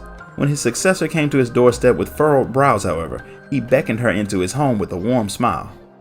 It had been 10 years since last they had met, when Connie had taken up the mantle from Apatat. Some within the Seed Seer Council had regarded the young Pajal with skepticism and did not scruple to let their opinions be known, even in the face of the Great One's blessing. It was Apatat's endorsement that had put their minds at ease, for if the elder Seed Seer himself vouched for her, what cause had they to gainsay him? Perhaps they should not have been so quick to withdraw their objections. So great was her shame that despite having come to confide in her mentor, she could not share the most disgraceful detail, that the elementals had abandoned her. Apatat sat and nodded as she related her story, observing how a decade of service had deepened the wrinkles on her otherwise youthful face. Connie had anticipated many reactions to her tale, but his kindly chuckle was not among them. How ironic that you cannot hear the elementals considering how alike you are at present, he said. The young Pajal stood speechless as she had not so long ago before the Seed Seer Council. Fortunately, unlike the elementals, Apatat could clarify his intent. You speak of troubles, yet give no voice to those darkest within. So long as you keep your own counsel, I can offer you no words of comfort. Before Connie could muster a reply, a shrill cry from outside the window cut through the silence. Elder Seed Seer, come quickly, Kupo. We need your help, the distressed Mughal said, motioning for Connie to follow. With an abrupt farewell, she left Apatat's home and ran after the Mughal until they reached a small clearing in which lay an ashen Arun, Connie's younger brother. Attending to him was their sister Reo, whose grave expression spoke volumes. Connie joined her at Arun's side and called his name, only to hear him reply in a strange tongue before being overcome with convulsions and voiding the contents of his stomach onto the verdant grass. This is my doing. Unable to depend on the elder seed seer, the elementals were attempting to speak through Arun. The sudden tumult of ether was too much to bear, and it burned through his body like a fever. He would not survive much longer. Arun is in such pain. Sister, do something, Reo cried. As Connie raised her hands and began to work her magics, she was struck by an epiphany. Ask and they will answer. A simple thing to ask for help, yet for the longest time she could not. My duty, my responsibility, my burden alone. But it needn't be so. Connie took Arun into her arms and carried him to the guardian tree. Within this eldest tree of the 12's wood did the Great One reside. "O Great One, I come before you with a confession," she began, but when she listened for a response, she heard naught. Connie and Reo rested their brother against the ancient trunk, but his suffering did not abate. "Speak and be heard." Connie looked up at the mighty boughs and laid bare the truth of her heart. "I can no longer hear the elementals," she said. Hearing this, Reo's eyes went wide with shock. "But my true failing was that I kept this fact hidden, that I refused to share my plight with those who look to me for guidance and with my mentor who has put his faith in me, that I said nothing to my own family whom I treasure most of all. I was deaf to the elementals' calls for succor, yet I said naught. You who I am duty-bound to heed, I neglected in your hour of need. Thus did you reach out to Arun instead of me, so deep was your despair. There was no wind, and yet the branches of the trees began to sway and shake. Though it shames me, I confess this, and beseech you to place your trust in me once more. Trust in me, and I shall make your voices heard, that together we can shape the future of the 12's wood." As Connie finished her plea to the Great One, Arun's ragged breathing calmed. Slowly he began to mouth words as if taking great pains to choose each one. In this way did Connie address the elementals. Arun speak their response, and Reo listen. The three siblings worked in concert and together gave form to the once unintelligible message. Within the moon doth our doom stir. With this grave revelation, the lesser troubles of Gridania were eclipsed by what lie on the horizon, the destruction of all Eorzea, a calamity which would have remained unforeseen if not for the efforts of the three Pajal. In that moment, Connie conceived a plan which surprised her siblings in its boldness, but which they soon agreed was wise. In spite of the prophesied annihilation itself, the elder seed seer had found renewed hope, and as she basked in the shade of the guardian tree, the thick branches rustled in the warm wind, until something fell from above and landed at Connie's feet. A gift and a promise. Upon returning to Gridania, Connie reconvened the seed seer council, and when the hearers arrived at the lotus stand, they were greeted by a perplexing sight. The elder seed seer was present, as were a brother and sister who were not officially council members. Appetit, who had scarcely been seen since his retirement and convalescence, was in attendance as well. But their surprise at these unexpected guests paled in comparison to their horror when Connie spoke and confessed that she had been unable to hear the elementals. Thankfully, with the aid of Reo and Arun, were the elementals calmed and their warning finally understood, she said. At once the hearers began to whisper among themselves, but when Connie told them of the coming calamity, they fell deathly silent. The trials ahead will be greater than any we have ever faced, and I do not possess the strength to lead you alone. I confess this weakness and this doubt, this truth, and after did receive of the guardian tree this gift. Connie drew forth and held aloft a staff. This is Claustrum, bestowed upon me by the Great One. The elementals often speak in riddles, but the Great One's intent in this matter is plain. My siblings and I must work as one to see the elementals are heard. 'Tis a key, a constant reminder that true strength lies in the courage to bare your soul and beg succor. From this day forward, I propose that the duties of the elder seed seer be carried out not by one, but by three. Her siblings looked to the gathered hearers with a resolve none would question. Seeing this, Appetit stepped forward and spoke. Three hearts united in single purpose. Doubtless the elementals are overjoyed at this news, and together with the seed seers shall lead the peoples of the 12's wood unto a future most bright.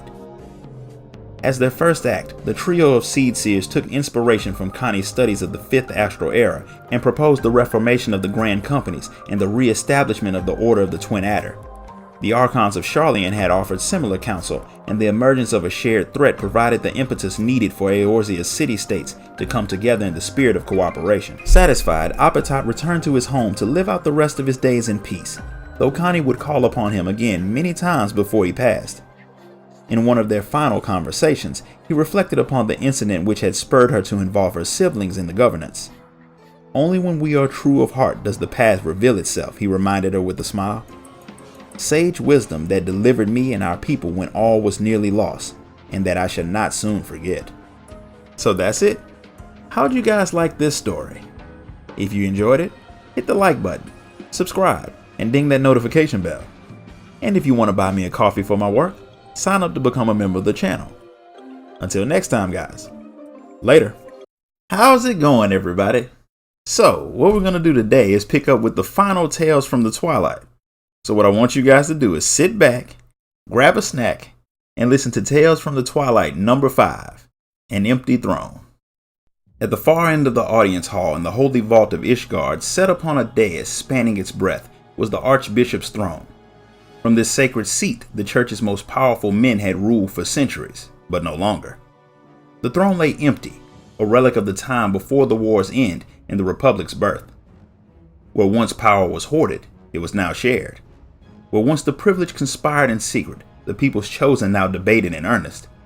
Count Arturel de Forton was one such representative, and on this day, like many others before it, he sat in attendance as a member of the House of Lords. If there are no further comments, I move that we end the session with a vote, Emmerich declared, his voice echoing across the gray flagstones of the chamber. Once yours is cast, you are free to take your leave. My apologies for keeping you all until such a late hour, my lords. I know full well you have great demands upon your time. Says the man with the greatest demands upon his, Arturel thought wryly. Between scrambling hither and yon on official business and presiding over house sessions, he knew that his friend had precious little time for himself. At the Lord Speaker's words, the members rose to their feet and began making their way to the ballot box in the predetermined order.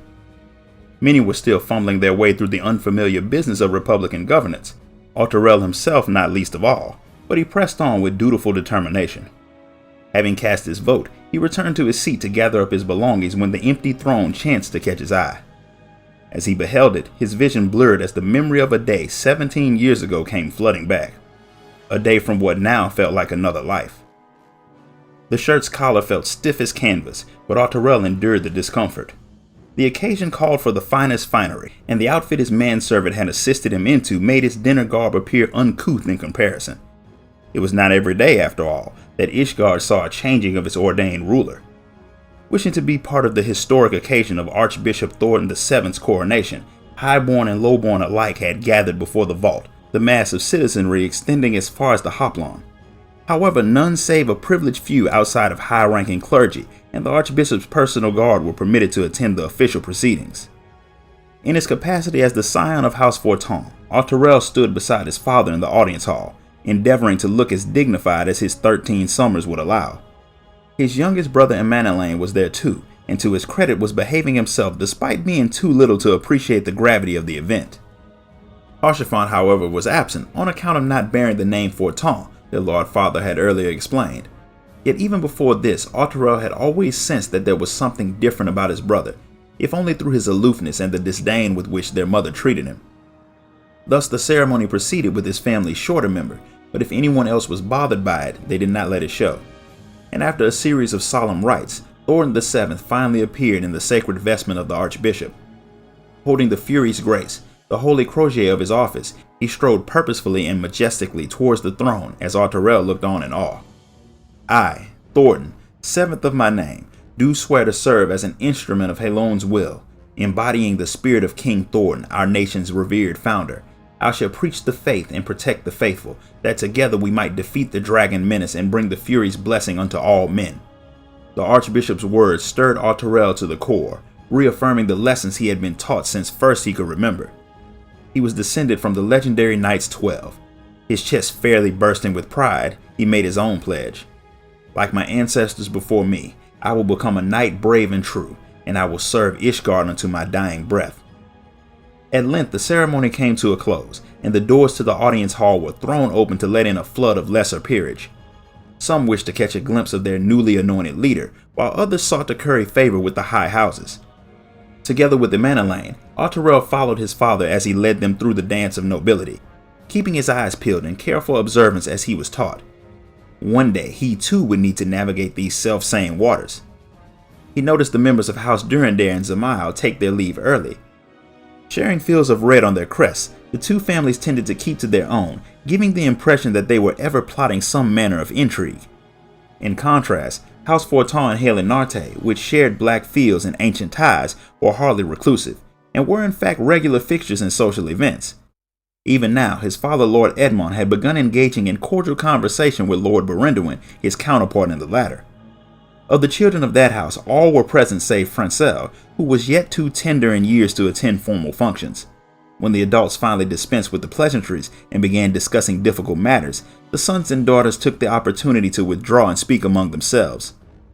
Beaming his brightest smile, Amanelaine sidled over to where Clodabon and Laniette, the third and fourth born of House Haley and Narte, were standing. Arturel was not surprised to see a gaggle of younger children attending Clodabon. He had a way with the little ones. Meanwhile, Arturel turned to face Stephanivian and Arvel, the first and second sons. Such noble children would one day become allies and rivals both, he knew, and it would behoove him to maintain friendly relations, but not too friendly. "My lords," he said, sweeping them a well-rehearsed bow. Stephanivian chuckled. "Oh, come now, let's not stand on ceremony. We're of an age, are we not?" In a languid tone, Arvel added, "Aye, and I've had my fill of the dry formalities. It's tiresome stuff and I want to go home." "Likewise, brother. I'm on the cusp of completing my latest invention. Shall we beg leave of father?" And as quick as that, the brothers bade Arturel farewell, asked their father to be excused, and happily trotted off. As he watched them leave, Arturel could not help but envy the carefree pair. Finding himself bereft of company once more, he returned to observing the people around him. Ere long, he spied a dark-haired youth, slightly older perhaps than himself, regarding the archbishop's throne with what could only be described as a glare. Puzzled, he approached and asked, "Why do you frown so? Is this not a joyous occasion?" The youth started at the question and turned to face Arturel. His eyes widened in surprise, but soon narrowed as anger reclaimed his features. "Clearly you have not heard the rumors of my birth, not that it is any concern of yours." Arturel winced. In turn, the youth's expression softened in remorse. "My apologies, that was ill done." Clearing his throat, he continued pleasantly. "My name is Emmerich. How was the ceremony, if I may ask? I did not have the pleasure of witnessing it." The excitement of the event still fresh in his mind, Arturel forgot his discomfort and held forth with unbridled admiration. "Oh, 'twas truly inspiring. I shan't soon forget his eminence's oath. He swore that he would serve as an instrument of Halon's will and bless all men." "Bless all men? Do you suppose he can do such a thing?" Arturel was about to reply when another stole the words right from his mouth. "Absolutely. The archbishop is a great man." The two turned to find a golden-haired boy garbed in common fashion, regarding them eagerly, the son of a knight perhaps. Seeming to remember himself, the newcomer bowed deeply as one does to one's betters, before resuming his enthusiastic account. "His Eminence graced our school with a visit last year. He prayed for us, that we would become strong, righteous knights. 'Tis my dream to serve him one day." The boy's passion struck a chord with Arturel, who nodded in approval. Emmerich, however, simply stared. He parted his lips as if to speak, but thinking better of it, said nothing. Nary a moment later, a knight emerged from the throng and barked. "Ah, there's Valhorden's lad." Placing a firm hand on their golden-haired counterpart's shoulders, he continued, "Come, your father's been looking for you." Drawing himself up to his full height, the boy swept them another bow and departed with the knight. "I too must be on my way," said Emmerich. "By your leave, Lord Arturel." By the time he had gathered his wits enough to wonder when he had given his name, his companion had already disappeared. Like himself, Emmerich too must have been taught to be observant, he concluded, to listen and learn in preparation for the day you must join in the dance. "Lord Arturel, are you well?" A familiar voice plucked him from his reverie. He turned to see Emmerich standing a few steps away. Glancing about the chamber, he realized that it was empty save for him and his friend. How far you have come since that day. After that meeting, Arturel had discovered that Emmerich de Borel, the adopted son of the Viscount, was rumored to be the illegitimate issue of Archbishop Thornton himself. Out of kindness, his parents had chosen not to speak of the matter to him, though it did nothing to shield him from the gossip of others. And so Emmerich had sought an audience with the Archbishop to ascertain the truth, but as a child of a lesser house, such a wish was not to be fulfilled. In the end, he came to embrace his lot and dedicated himself in service to his people. For his efforts, he was rewarded with the command of the Temple Knights. and now he held the highest office in the nation. Lord Arturel, Emmerich repeated with a hint of concern. Forgive me, I was in reminiscence. The Archbishop's coronation when first we spoke. I see, said Emmerich as he turned his gaze upon the throne, eyebrows furrowed, not unlike that day. After a time he continued, It feels like another life, does it not? Arturel sighed. Once I would have told you nothing. I am torn to remember that day, to remember the child I was who accepted all he was taught without question, the lies, the pride I had in my lineage, my very existence. Gods, what a fool I was. Our scars will not soon fade. Though we may try to move forward, the pain lingers, a constant reminder of our father's betrayals and our traumas. Emmerich had told him the tale during the campaign at Gimlet, how his friend had urged the Archbishop to renounce the lies upon which Ishgard was built and was rebuffed as a naive child for wanting to tear down institutions that had endured for over 1,000 years. And indeed, built upon a rotten foundation of deception though everything was, Emmerich had recognized the truth in his father's words, and they remained a thorn in his breast. We cannot easily forget that which had defied us for so long. Thus do we struggle to rebuild our lives. Just as Arturel was making to speak, Emmerich picked up the thread as though he had been privy to his thoughts. So let us not forget neither the past nor the pain. Let us acknowledge whence we came and whence we now stand set forth anew. As the setting sun shone through the window, Arturel nodded. In silence they contemplated the empty throne and the deepening shadow it cast. So that's the end. How did you guys like this story? If you enjoyed it, hit the like button, subscribe, and ding that notification bell. And if you want to buy me a coffee for my work, sign up to become a member of the channel. Until next time, guys. Later.